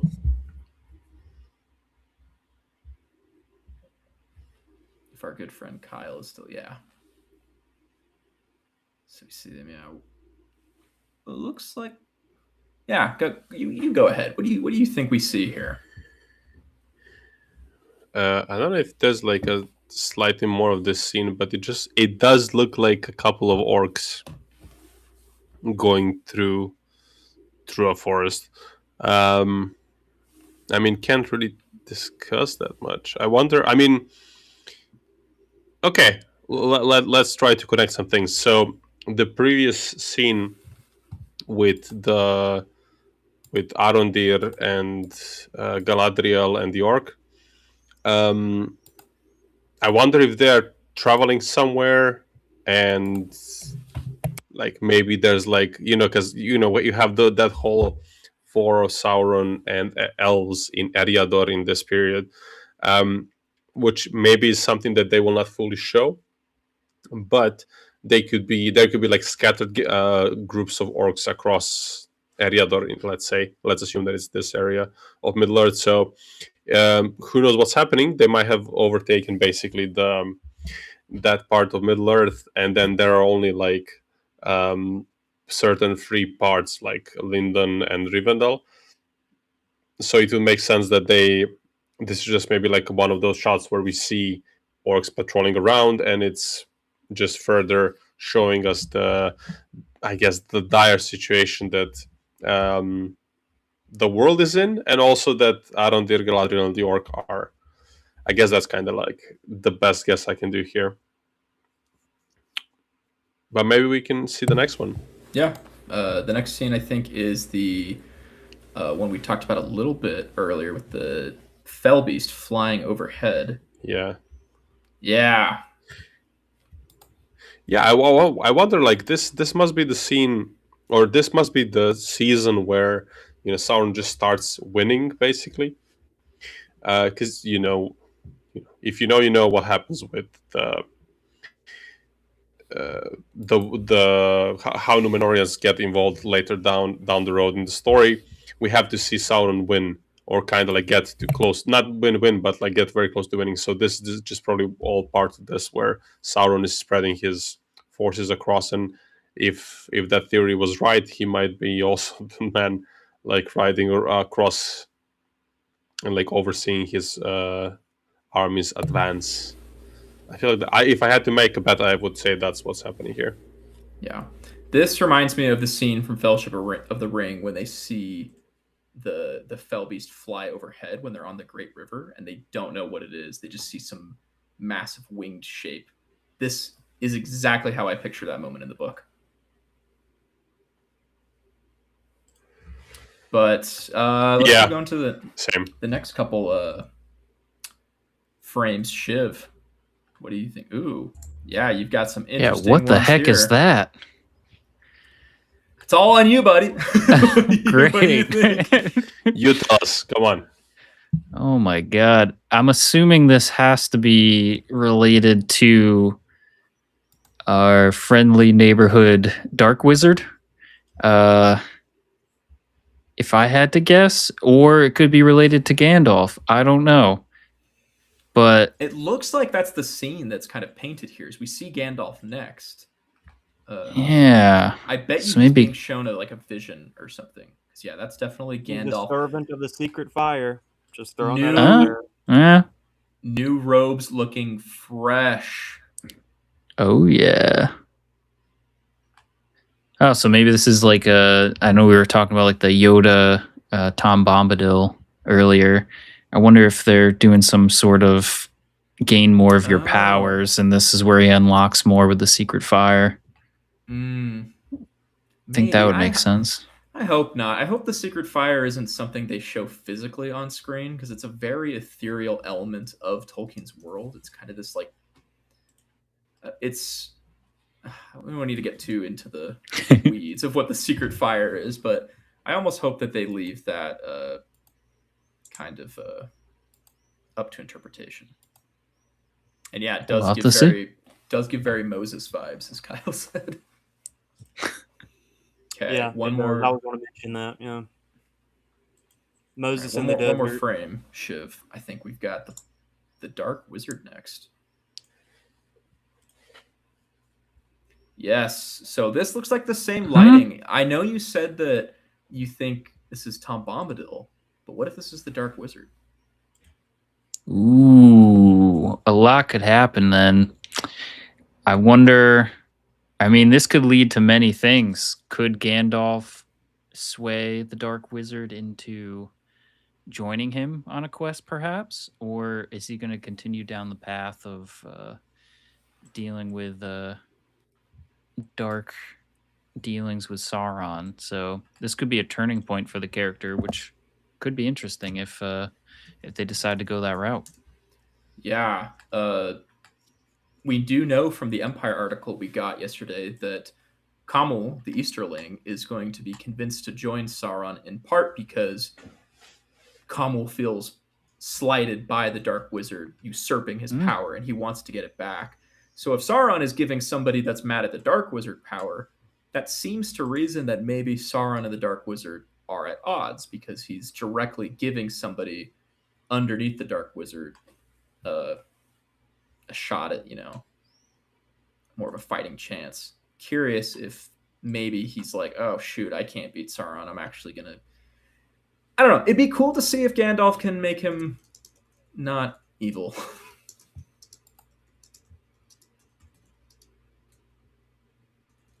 Okay.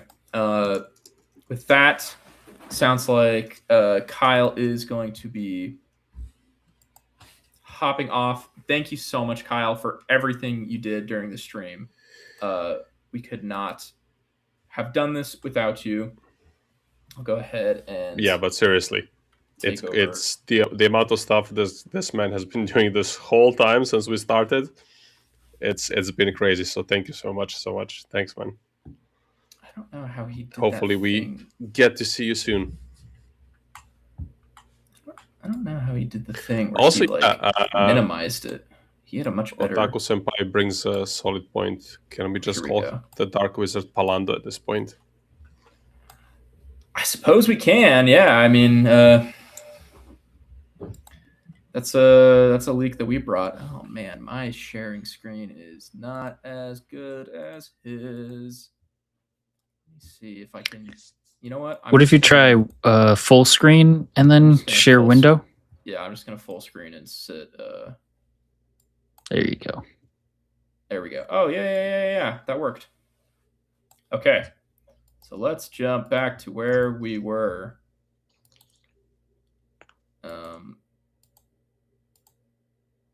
Dark Wizard. We might have somebody trying to join. Let me send a link. Okay, one sec. Lot to juggle. A lot going on.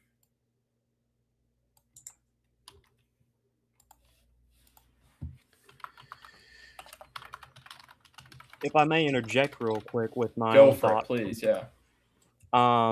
We don't see his robe. I No, was hoping someone that told we me more to. glimpse. Yeah. We can see like his shoulder right there, but I don't think it's enough to, definitively say that his robes are blue. However, I am fully expecting him to be Palando this season, at least be named, and that's enough for me. I mean, I don't think he has to necessarily have blue robes. It would be a nice thing to have for sure, but as long as he's named Palando, then I don't. I would be fine with that. But I did wish we would see a little bit more of a glimpse of his robes. We didn't get it enough. That's it right there, and it's hard to tell. Doesn't look very blue. No. The next scene is we've got Rondir looking Ooh. at Very something interesting. going This on. is very interesting. This is a really to keep going with you, Chris, what do you think is happening here? Well, something's being besieged. I don't know what it is, but my gut tells me this is Amon Long. This is Mirkwood. Something like look at That's a good shot. Yeah, look, Amon Long is what Dol Guldur used to be when Orifer was the king of it, and it was sat upon a hill. This is literally on top of a hill, and we have dark trees, dark woods everywhere. I mean, if they want to show off Mirkwood aesthetics that we know, it would be like in the middle of a dark forest. And look who's looking at the shot. It's Arondir, a Sylvan elf. Yeah, I would think that maybe, Sauron has his legion trying to attack Amon Long, and maybe that's actually, we do know in the books Orifer leaves Amon Long at some point to create a new kingdom inside of Mirkwood. Maybe this is what happens. Maybe we get to see our first look at the Mirkwood elves in season 3. Super exciting. That is such a cool insight. I hope there could be a good connection if we skip to the scene that had the elves being grabbed by a Nazgul. We should see if the costumes look. It looks like the elven costumes. It's Linden. It's Linden elves. Linden elves. Yeah, and they are getting. This does look like a different setting. We'll wait until we get farther in the trailer, but this lighting, I think this is where they find Celeborn. Okay. It could be. It's not to discredit your theory. That could still very well be true. But I do think this, whatever this is where Celeborn has been held all these years. There is an interesting spot in this trailer where Galadriel, Arondir, and the orc are sitting like in a snowy area. I have no clue where they're at, but I believe it's snowy. It could be Fellowship of Fans. We talked about their journey going north, so. Wow. Okay. Maybe interesting. Maybe we'll see. Strider, what do you think of this scene? Got this elf guy gets picked up, chokeslammed. Oh my god, it's the Undertaker. Yeah, I mean, I guess they have been showing some of the powers of the rings, and I guess in this show they have to be more than just glorified jewelry, because they're not really. We don't really see a lot of them being used directly and like in your face during the Lord of the Rings story. Not in the books even. So in this show they're kind of playing it up a bit, and I feel like this is probably a point where they're trying to just like show us how powerful these folks are.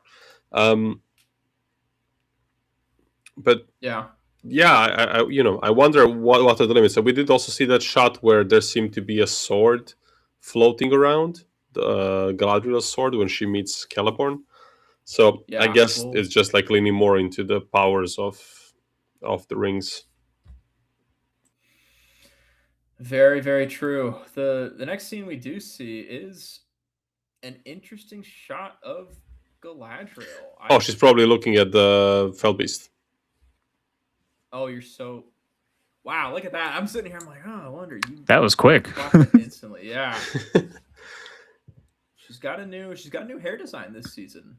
Yeah, and I'm loving it. I feel like it looks really cool. I think it really suits her. She looks even more elvish now. Yeah, There's just something about this sleeker hair. I don't know that makes it look even more elvish.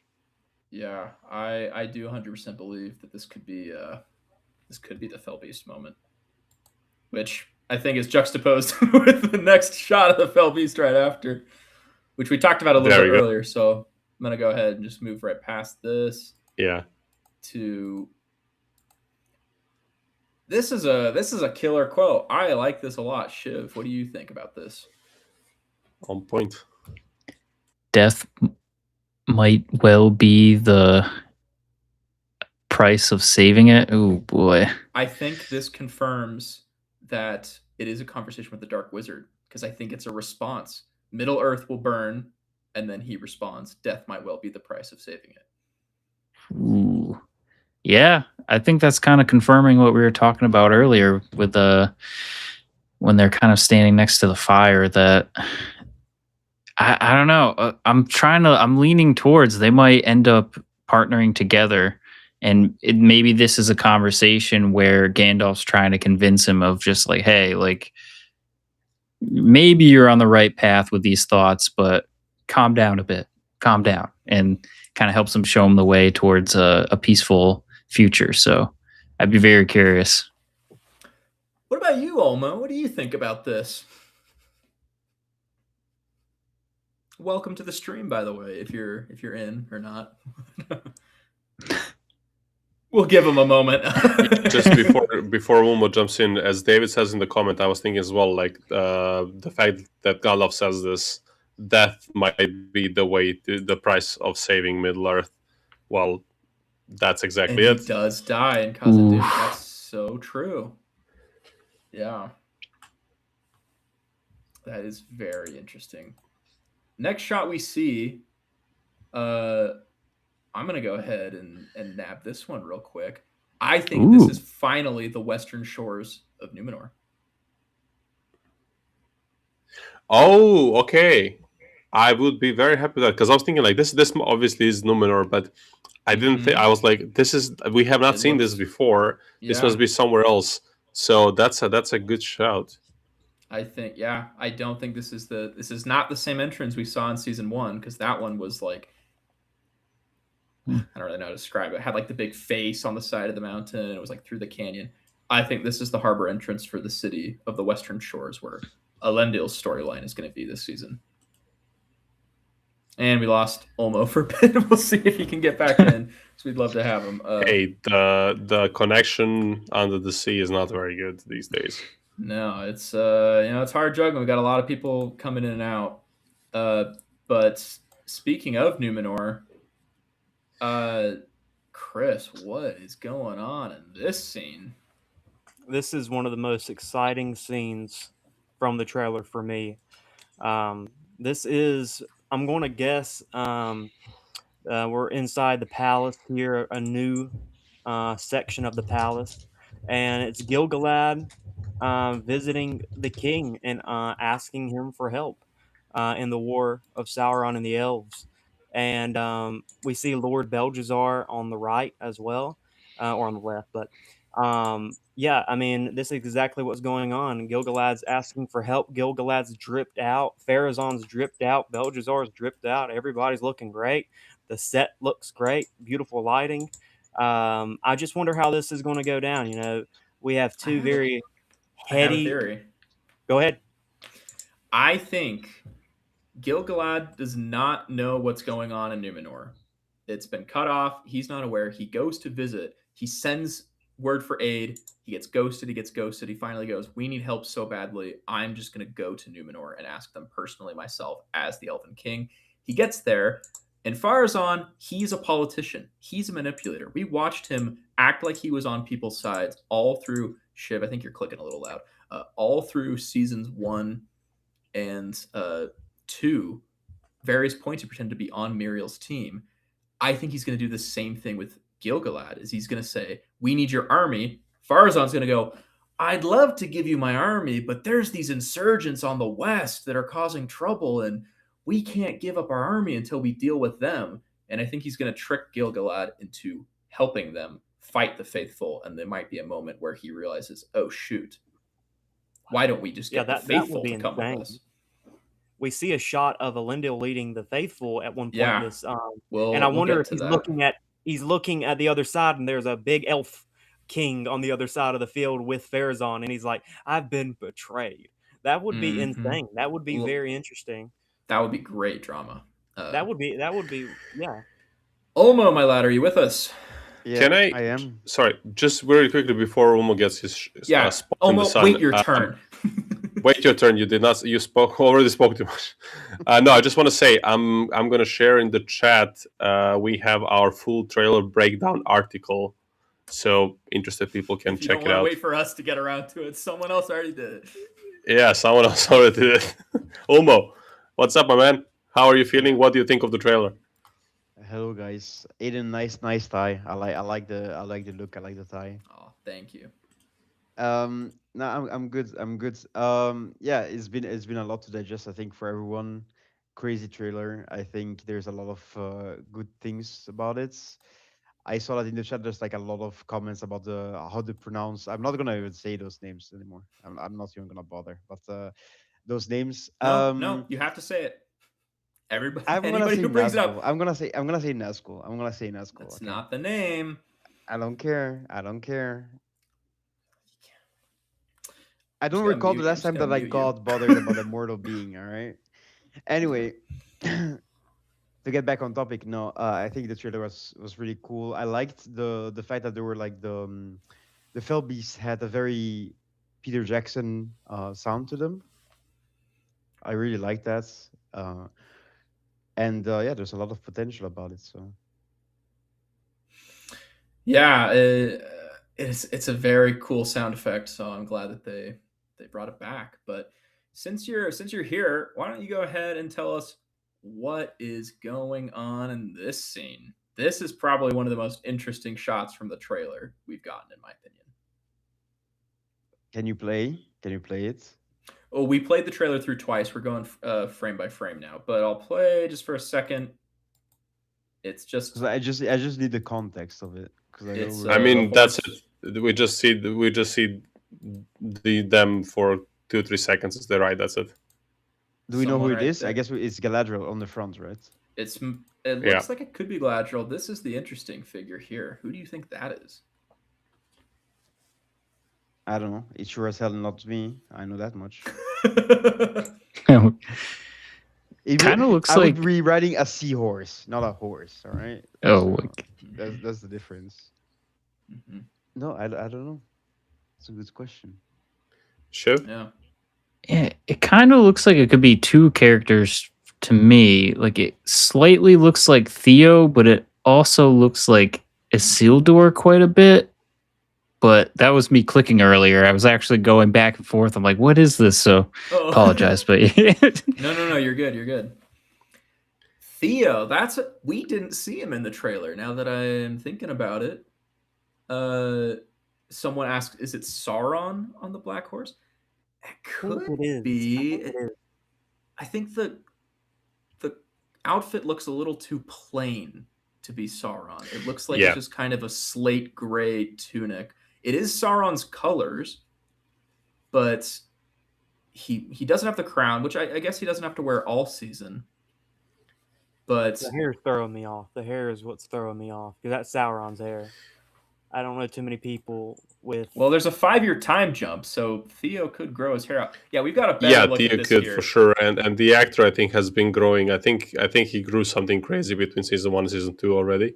So he's in that age where you just like jump by like 15 centimeters in one summer. Yeah. So I think it could be Theo. I think that's a pretty good shout, and it would be interesting to see him with longer hair. Oh, that's such a good point. It and as someone like says, so yeah, it doesn't look like Beric. No, it does not.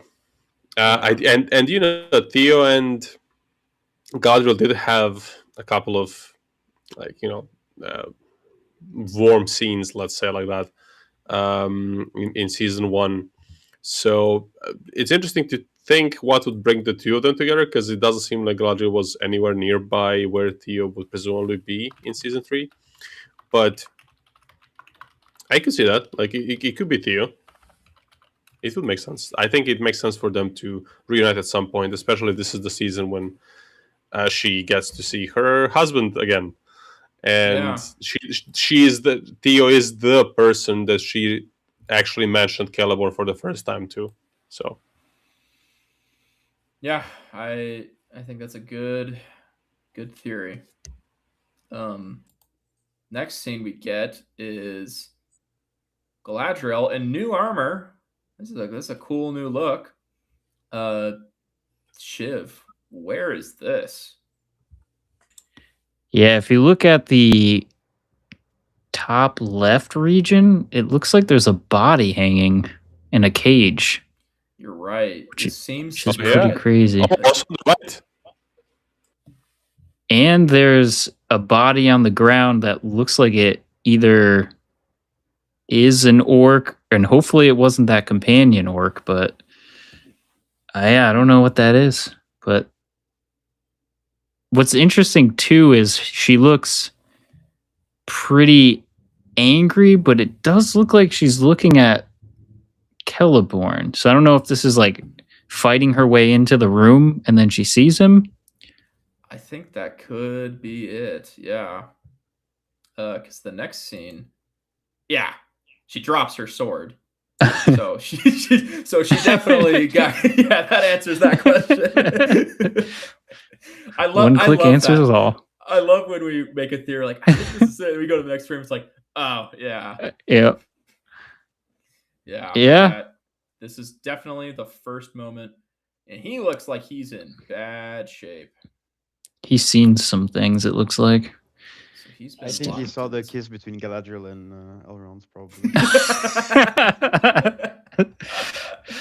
The kiss game. Which I think we're getting close to that scene. Yeah, the 4K video.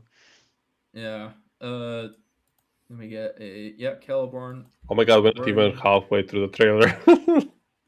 Look at her 54 breastplate. seconds is Elrond. I love her breastplate and her hair. I think it's amazing. And she has chainmail on too. I'm always a sucker for good chainmail. Awesome. This is an awesome armor. Yeah, that looks really cool. Yeah. I wish she had pauldrons on, but I'm fine. Like as long as she has chainmail and a chest plate, it's fine. That has to be one of the trees, no, or both of the trees. I see just one tree. Yeah, it has to be one of the trees. But I think just to the comment about the pauldrons, I guess it makes sense if they were kind of like on a, you don't want to march across the world in like wearing like super heavy armor. I mean, it's Elvish still, so it's probably not that heavy, but yeah, it just makes sense, like for stealthy purposes and so on, to be a bit more on the lighter side. But it looks really cool, and her hair is fantastic. Yes, it looks awesome. And then we see. So it looks there like. We go. Yeah, so this looks like this is sometime later, when they're in the. This might be the same scene from earlier, when she was looking up.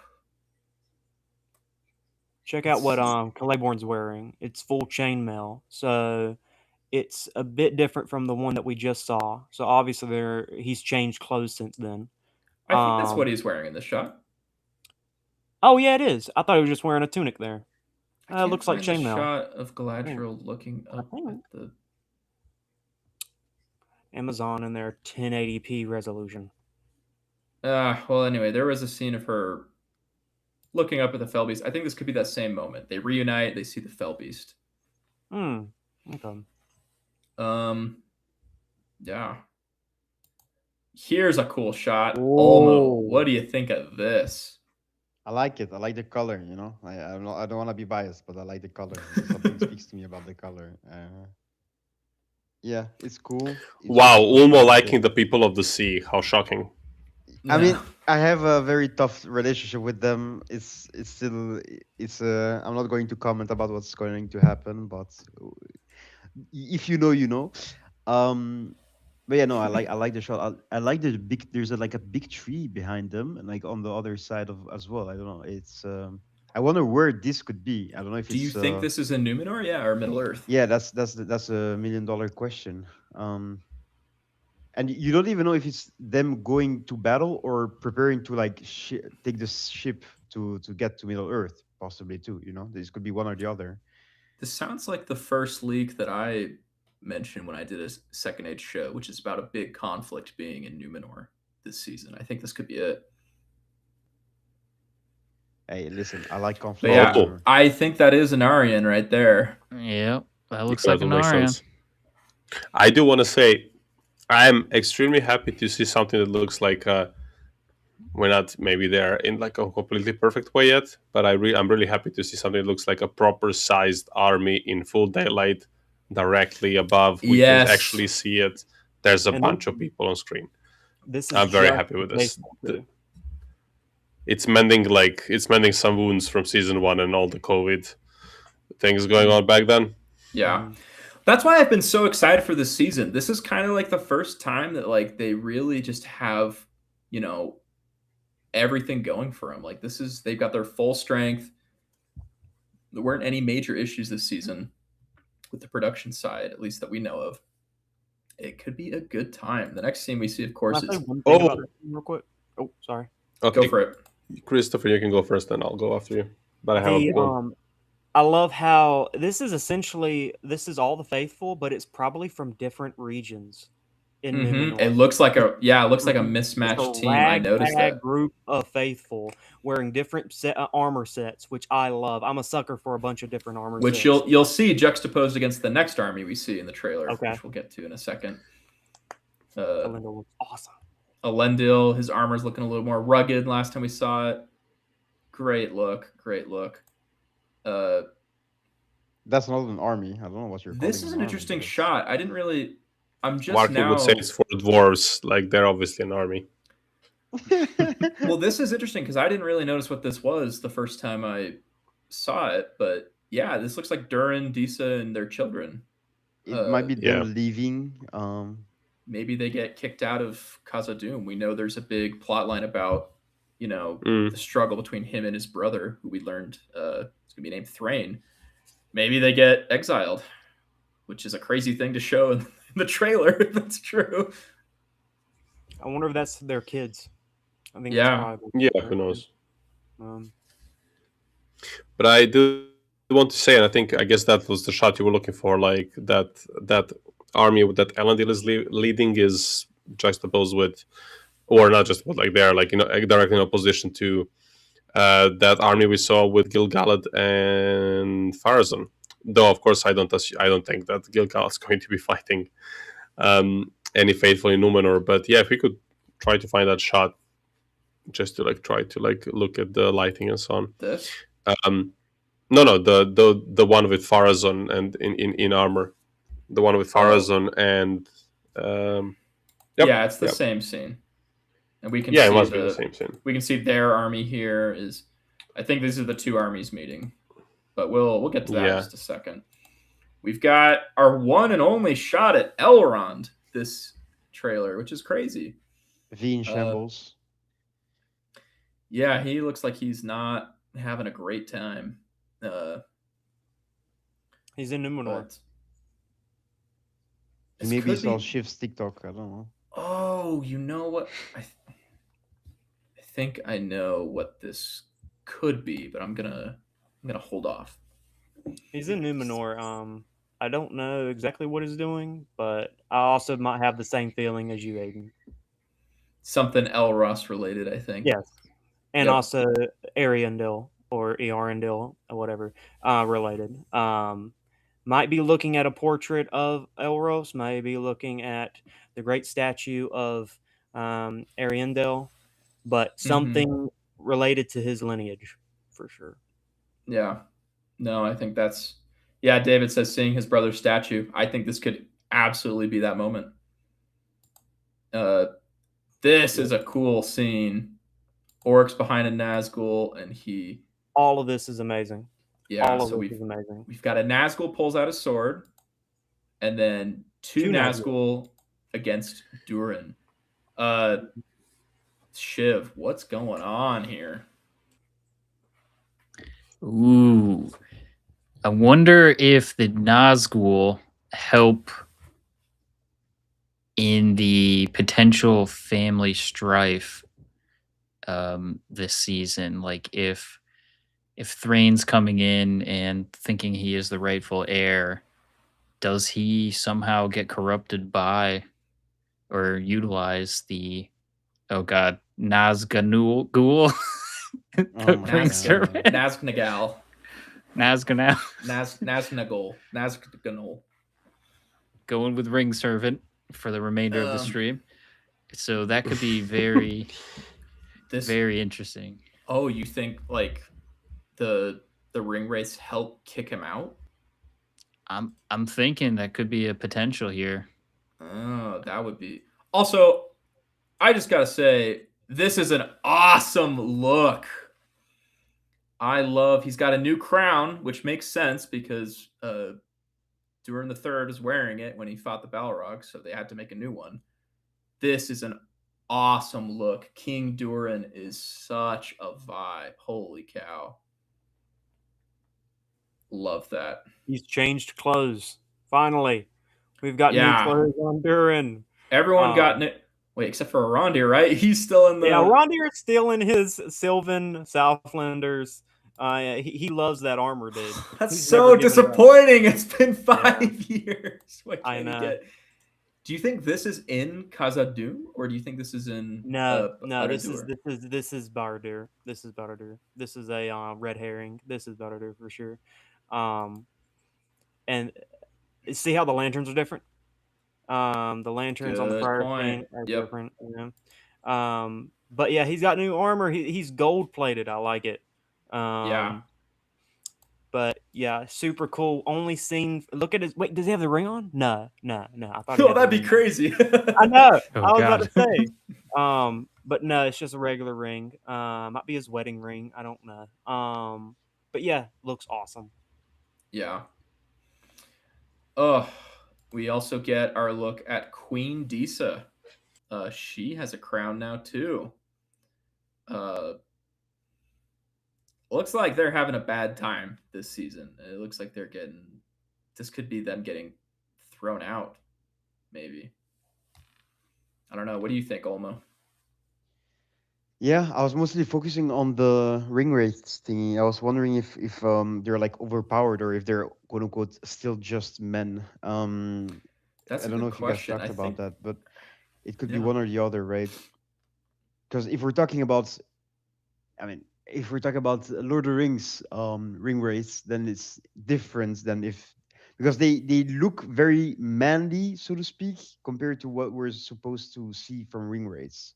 So you could just see that, they take their hoodie off or whatever, and it's just like Joe is under the hood, so to speak, instead of a faceless being.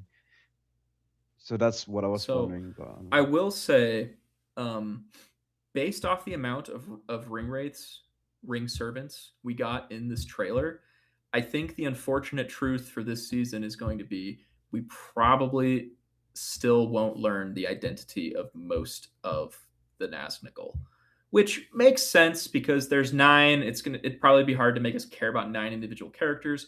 I'm gonna go ahead and probably bank there'll maybe only be 3 or 4, maybe 5 that we actually get the identities of, and I think this season we'll get Kamul and maybe 2 or 3 others that are just there and they just kind of hand wave it as like these guys have already been corrupted.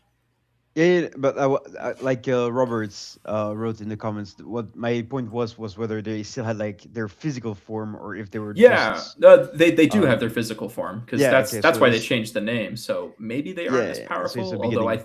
I bet the rings give them strength. Yeah, of course. Well, we saw that one guy chokeslam an elf, so Yeah, they're a force to be reckoned with. off a horse.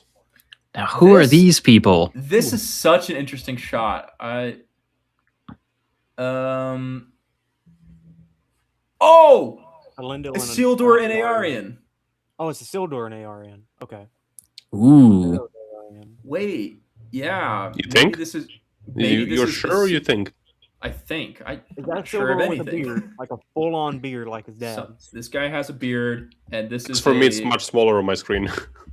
Oh yeah, mine's a little bigger. Well, this woman has a a red dress, reddish orange, which is a color we've seen Aarian wear many times. And this could be Barrack right here. It could be a Lendil too, but I also think this guy has a beard. We know Maxim Baldry, who plays Isildur, grew out his beard over the last couple of years and had it during the majority of filming. And there's a 5-year time jump, so this could very well be Isildur, and possibly this is maybe the moment where they flee Numenor. Maybe this is where they. Oh, I've got it. I figured it out, guys. I'm amazing. I'm so smart. This is when they leave. And humble. And humble too. Thank you. You shouldn't have. They leave the capital and they go to the west to warn Isildur that Pharazôn is bringing his army to destroy them, and that's how they assemble the ragtag group of the army. And maybe because I don't think the West would. Yeah, I don't think the West would raise up an army to fight. They'd probably try to be peaceful if they could. And maybe Isildur has a seed of Nimloth, a fruit from the Nimloth tree. Could be. I think it might be a little too early for that. Man. All right. Yeah, you're probably right. I'm trying to sneak it in there. I do like where your head is at, and I think that's probably down the line for sure. This scene. Gandalf and Amumuk. Strider, what do you think of this? I have a sneaky suspicion Gandalf's not going to let him pass. Yeah, is that what this this stance tells you? I have a feeling that's how it ends. This does bring up a very good question. How is Gandalf meeting one of the Oliphants or one of the Mumakil? So, someone correct me if I'm wrong, but I'm pretty sure they are like from the south, not from the east, which means that Gandalf goes further south. Given that he is in season, again, speculation purely based on the fact that I'm 99.99% sure that Mumakils come exclusively from the south, not from the east. So, based off of this, let's speculate for a second. They are, so in season 2 and along with Palando and so on, they're like in Rhûn, which is north of Mordor.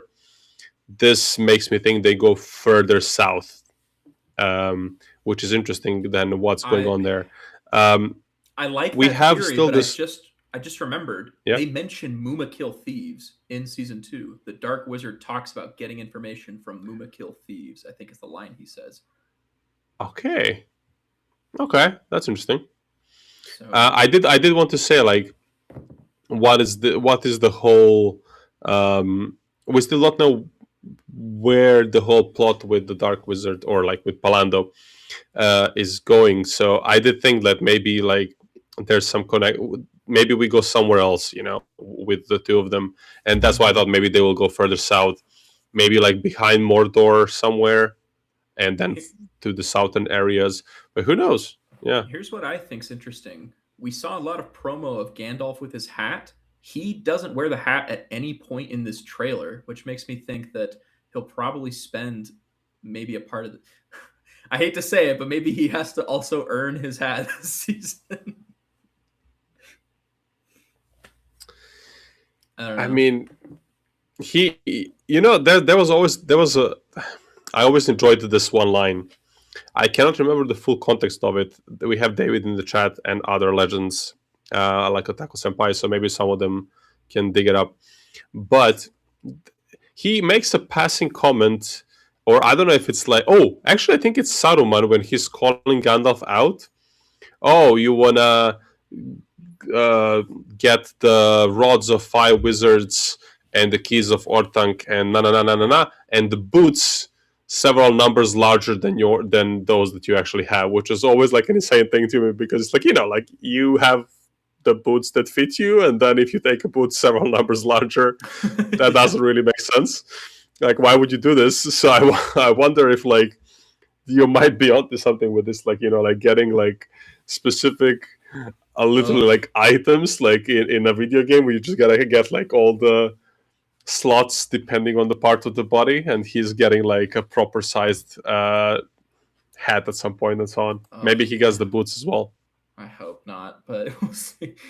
We'll try to breeze through some of this. We're going way over here, but there's still so much to go over. Olmo, or actually, sorry, Chris, real quick.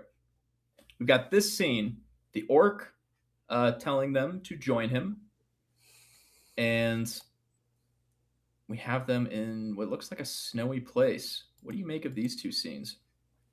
Yeah, that shot's a little bit more interesting. We get to see them in that snowy place I mentioned earlier. Obviously, the further you go north, the colder it gets. But exactly where north they go, I don't know. As you can see, the landscape it doesn't resemble the forward waif. It's not that snowy, but it could be North Mirkwood. The further up they go, where if they find Calaborn in North Mirkwood, what is he doing there? Like, what is he doing I don't in know. North Mirkwood? I did see somebody mention, I think it was in like a Empire article or something, was that Ben Walker made a joke about Jamie Campbell Bower being stuck in, I can't remember exactly how he phrased it, but he used the word Alcatraz, which, if for those of you watching, if you're unfamiliar with Alcatraz, it's a prison in San Francisco, which is famously isolated on an island. So maybe that was a joke at the fact that he's trapped in some prison on one of the islands in the north. I know we talked about this in our Celeborn video. Go watch that if you haven't. One of the theories talks about that there is actually an island in the northern area of the map, which is named on the official one that Amazon dropped all those years ago. So that could be where they're going. But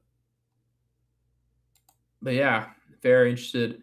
I think the path of these scenes is, oh wait, shoulder. This is probably Celeborn. So this actually probably takes place after they first join up.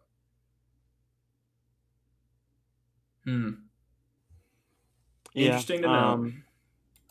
Yeah, I mean, it could also be another elf as well. I think we leaked that there was a third member of Galadriel's task force that wasn't just the orc.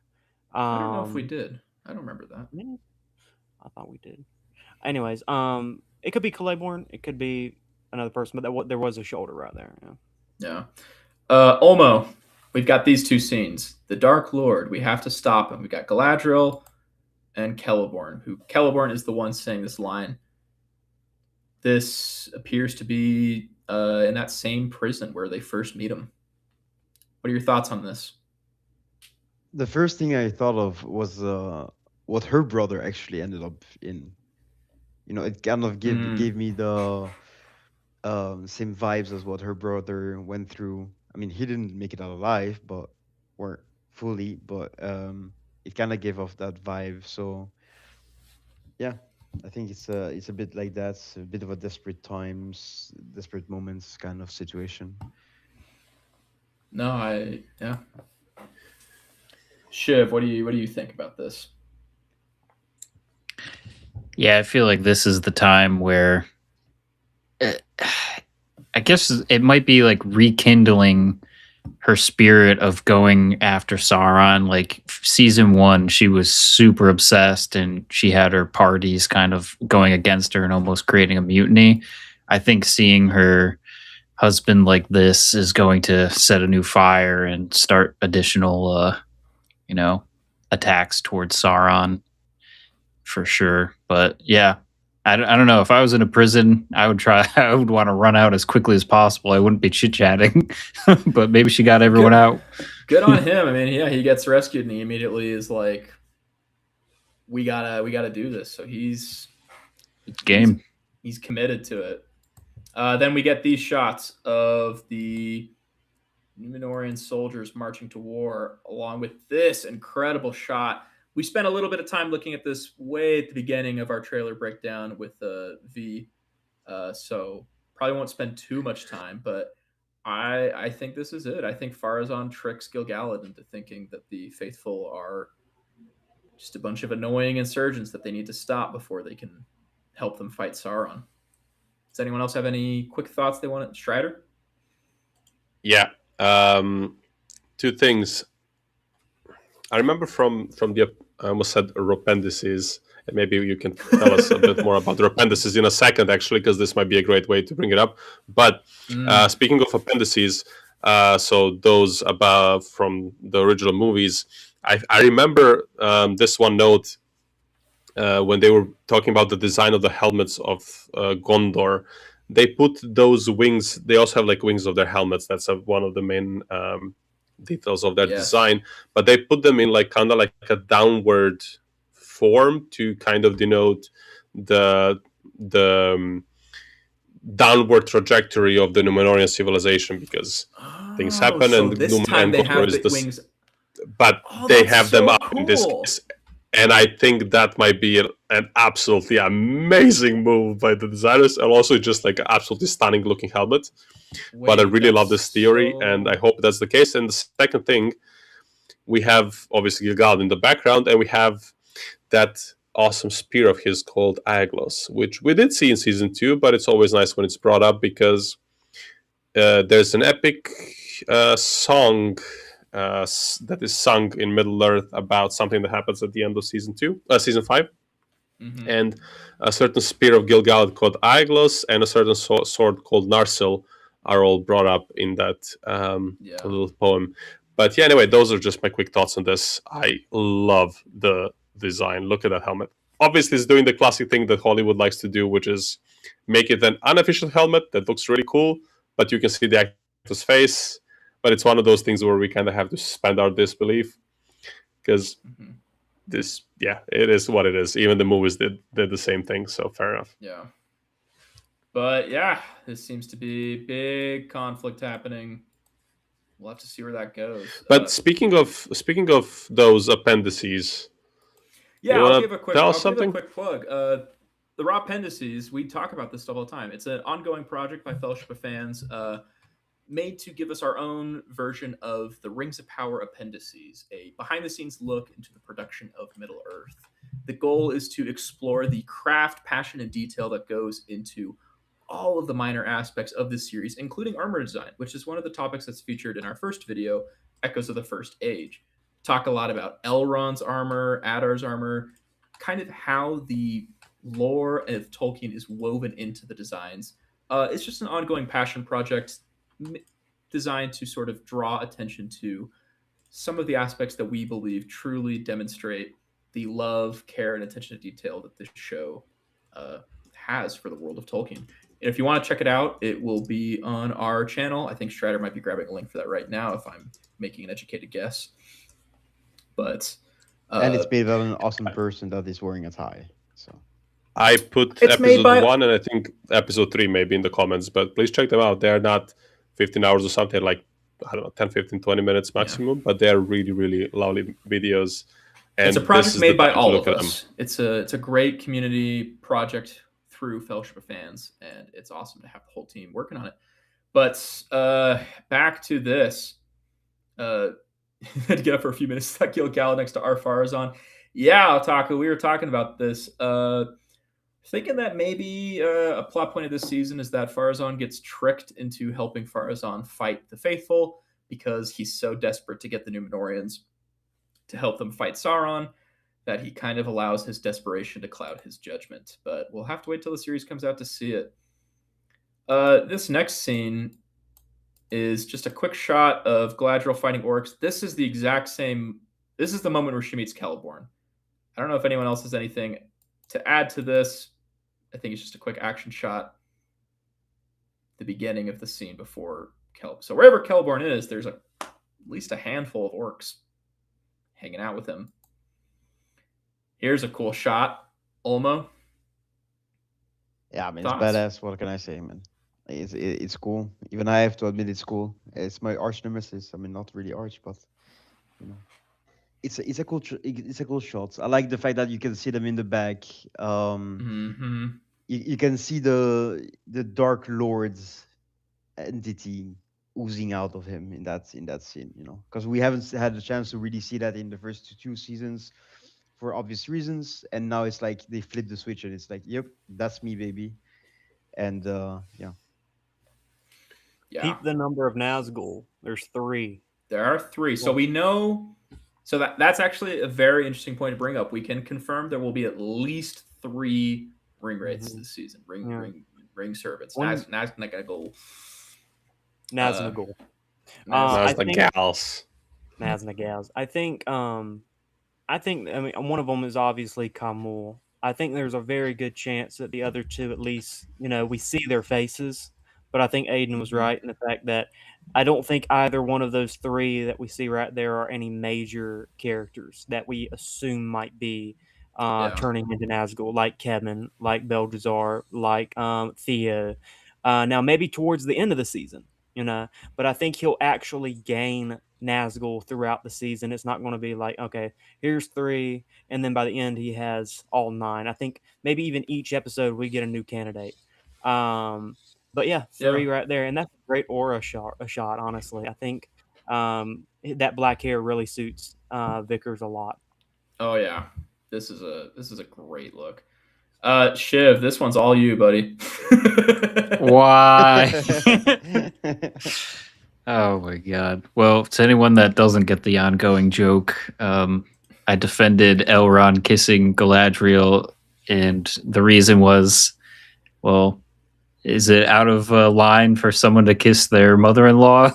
So now here I am in season 3, living to tell the tale, as one does, But no more.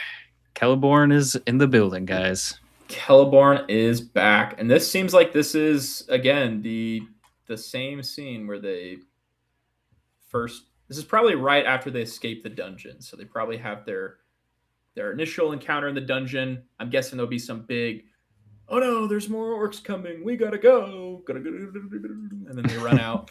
Is that how they go? Yeah, it's like a Scooby Doo. And then they share a moment. This is the next scene, I believe. Well, Sauron watches. Yeah, and immediately cuts to Sauron. If that couldn't be more indicative that he's feeling left out. Shadow Rise of Middle-earth. Great look at him. He's looking so fresh this season. I love the design. Here's a shot worth talking about. Oh yeah. Beard is back. Who wants to give a thought on this? I'll just say it again. The beard is back. Oh, it is. Olmo, do you have anything to say? No, I mean, I have a very good relationship with Círdan for obvious reasons. That's what I was So gonna say. I really like the fact that he's back. The beard, I do not really care. I just care about his ships, to be honest. So yeah, I like that he's back, and he looks war ready.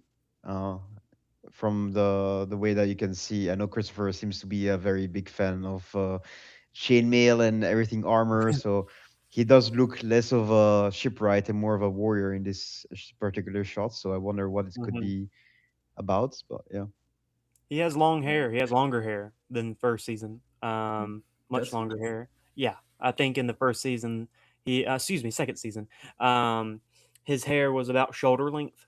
This one extends down a little bit further. His beard looks a little shorter. His beard does look shorter. But yeah, the armor, even in the Peter Jackson films, we never see Círdan in the Battle of Dagorlad. We never see him dressed up in armor ever. So it's nice to finally see he's not just a wimp in the books. He has a sword. He goes and fights in the books. He is a warrior. And it's nice to finally see him do some warrior stuff. Hopefully this season. Yeah. I might see something in the background there. I could be very wrong. Doesn't it kind of look like that figure's a wizard? Wait! Hey, Chiv, look at that. That's a helmet. It could be. It's the same helmet. Those are 3 elves. Those are 3 elves. Oh, that might be. I do think it's an elf, but I do think that was a great catch. That was a good catch. The thing that makes me think is that there's a left hand on a sword, if you look down. Yeah.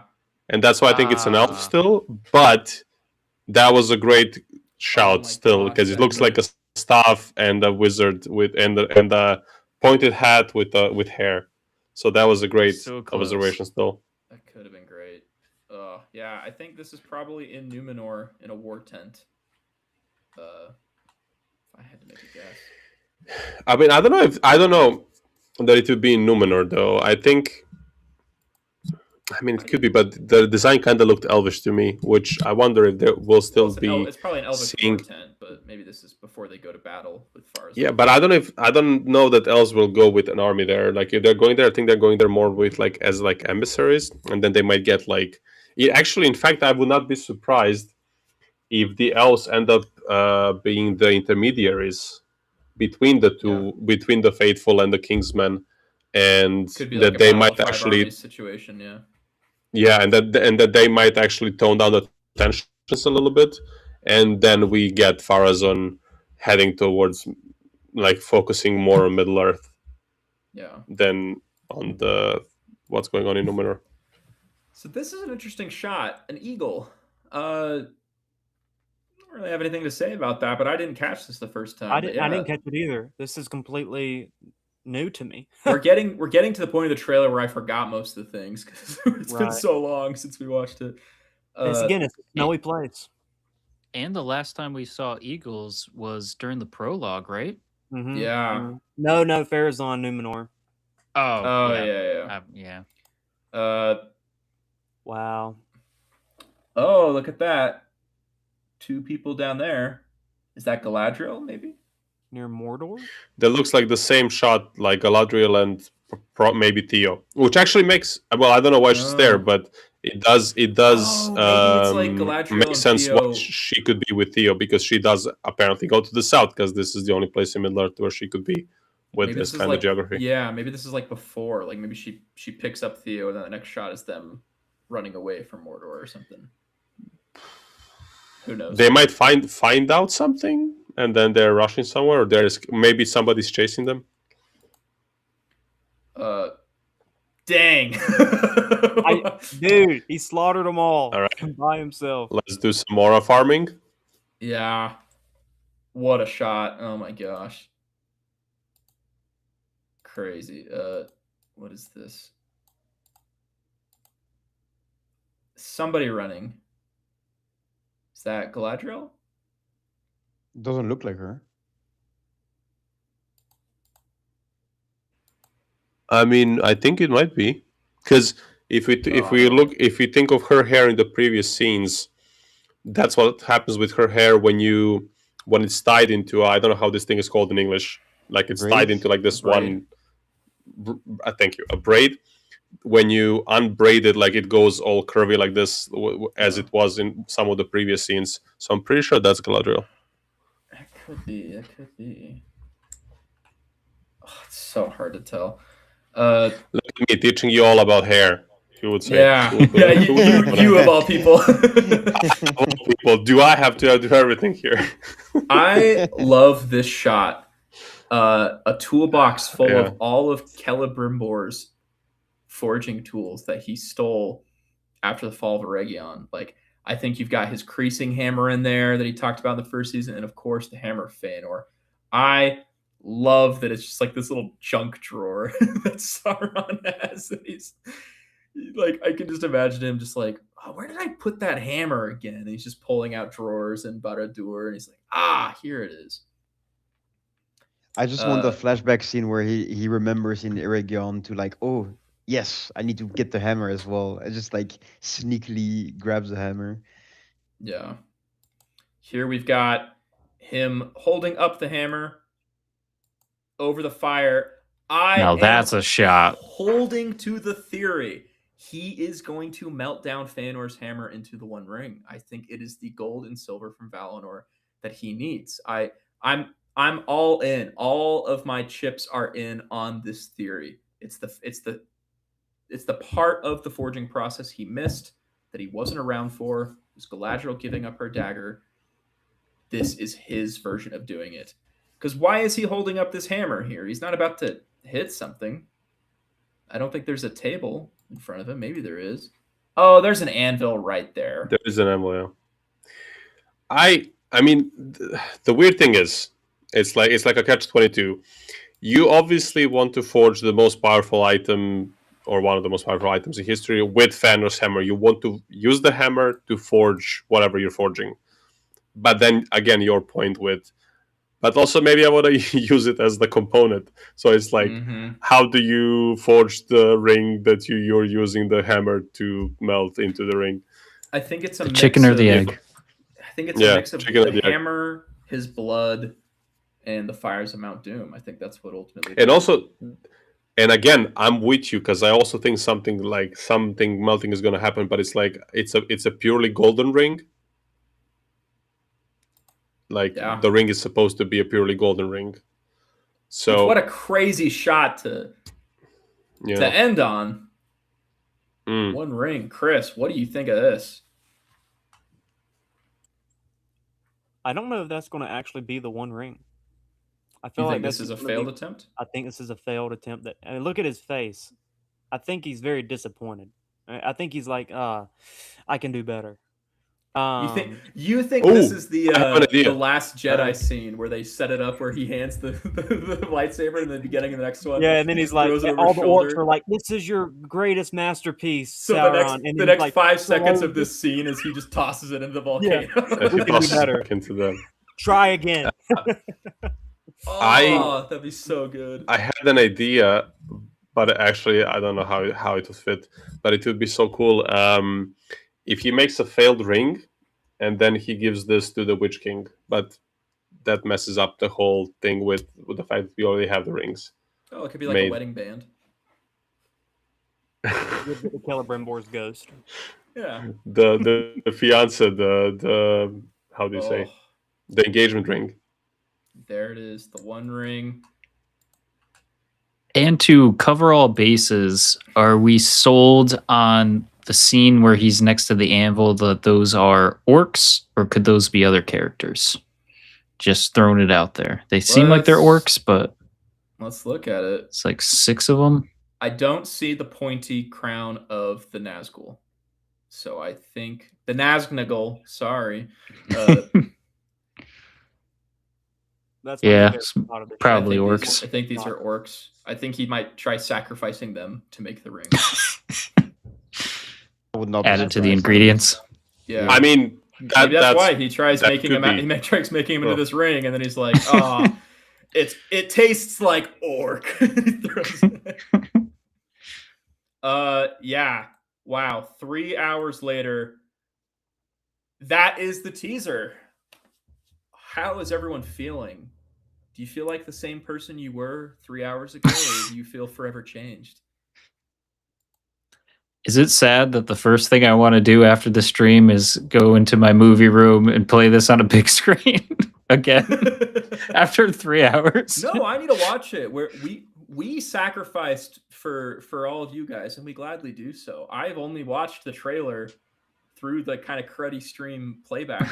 I haven't seen it. Through creation requires sacrifice. Exactly. So that's definitely the first thing I'm doing when I'm done is I'm watching this trailer again. We would play it on stream, but we've hit our two view limit. Man, what a journey! What a journey! How's everyone? Any final thoughts or? I'm excited. Very excited. Yeah. I'll say this might have made me the most excited I've ever been about this show at any point in the last 10 years or 9 years since it's been announced. Love hearing that. This all looked really good, really cool. Yeah. There's so many things that happened today. Rest assured, you've not seen The Last of Us. We're just getting started. This is the kickoff. We're going to be doing a lot more videos and live streams and posts. If you want to be in the loop, be a part of this community, be sure to follow us at Fellowship of Fans. We're off to the races now. Thank you, everyone. Join our Discord if you want to talk about this trailer more, if you have more things you want to say. I want to say a special thank you to everybody who watched the stream. We had a staggering amount of viewers today compared to most of the streams we've been doing during the off season have been a lot more laid back and calmness. So very, very high amounts of appreciation and thank you to everybody who made this stream so fun to be a part of, and especially to our panelists. Chris, thank you so much for being here. First time on a stream. Love the insights you added. You pointed out things that I never would have caught. Very grateful to have had you on board. It was awesome to be here, and the next few months are going to be super awesome. This trailer was incredible. It's definitely was probably my favorite trailer so far from any of the seasons. So, November can't come soon enough. Mm-hmm. That is so true. Chiv, it's great to have you as always. Appreciate the insights you gave. Thank you so much for being on the stream. Thanks for having me. Thanks for hosting this thing for all of us. This has been flawless. And if I were to do a small shameless plug now and steal a little bit of Strider's thunder, go for it. Over stealing his job. We have Fellowship of Fandoms launched, which will cover all things nerdy. So, DC World, House of the Dragons currently. And we actually launched the Fellowship Film Club, where we discuss all movies throughout each generation. So right now we're actually tackling 2 movies, Her and the Royal Tenenbaums. So if that's your cup of tea, that episode should be dropping within the next few days, hopefully. And yeah, look forward to having more conversations through, Middle Earth all the way to, you name it, Westeros, wherever, we'll be there. Yeah. Strider, you don't get to repeat that, so no Fellowship of Fandoms for you. But thank you for being on stream. It's always a pleasure to have you along. Thank you guys for putting up with me for 3 long hours. Holy cow! Yeah, I mean, honestly, man, you hosted this for literally 3 hours, and then you did all the preparation for the last couple of days behind the scenes. So seriously, very, very much appreciated. You've done an insane job. For 3 hours to keep up the conversation, I mean, even when it's something that you like, which obviously you do like this, it's still not easy to do. And also, like, just, huge thanks to all the people from San Diego Comic-Con, from our little group here, from Royal Fellowship, to Kyle, who did all these amazing visuals and like created all this cool stuff that you see on screen. MVP. Oh my God. Absolute legend. And yeah, thanks for everybody who tuned in. We still have 180 people going. I will say I did also post the Fellowship of Fandoms channel link in the chat, so check it out. And yeah, we'll be doing plenty of these in the months to come. There's going to be so many cool things. Don't forget that we are also having stuff happening in the movie universe of The Lord of the Rings. So we're covering all of those on Fellowship of Fans, and on Fellowship of Fandoms we'll be covering a lot of other nerdy things like House of the Dragon at the moment. But yeah, this day definitely belongs to the Rings of Power and all the absolutely epic effort everybody put out. If you go check out our socials, yes, there's so people have many been non-stop. Behind the scenes non-stop. I'll it's crazy. And to get already a breakdown of the trailer out, absolutely amazing work by everybody. It really is a true fellowship. And yeah, once again, thank you, Aidan, and thanks for everybody else for tuning in. Yeah. Olmo, last but not least, thanks for hopping in last minute here. Great to have you on board to share in this moment with you. Yeah, no, thank you guys. It was in good hands, and I know that we're going to have quite a bit of work behind the scenes in the next few months. I know that we're definitely working on a few videos on our ends, and I'm excited to work on them as always. And I hope that you guys are going to enjoy it as much as we enjoy making them. So yeah.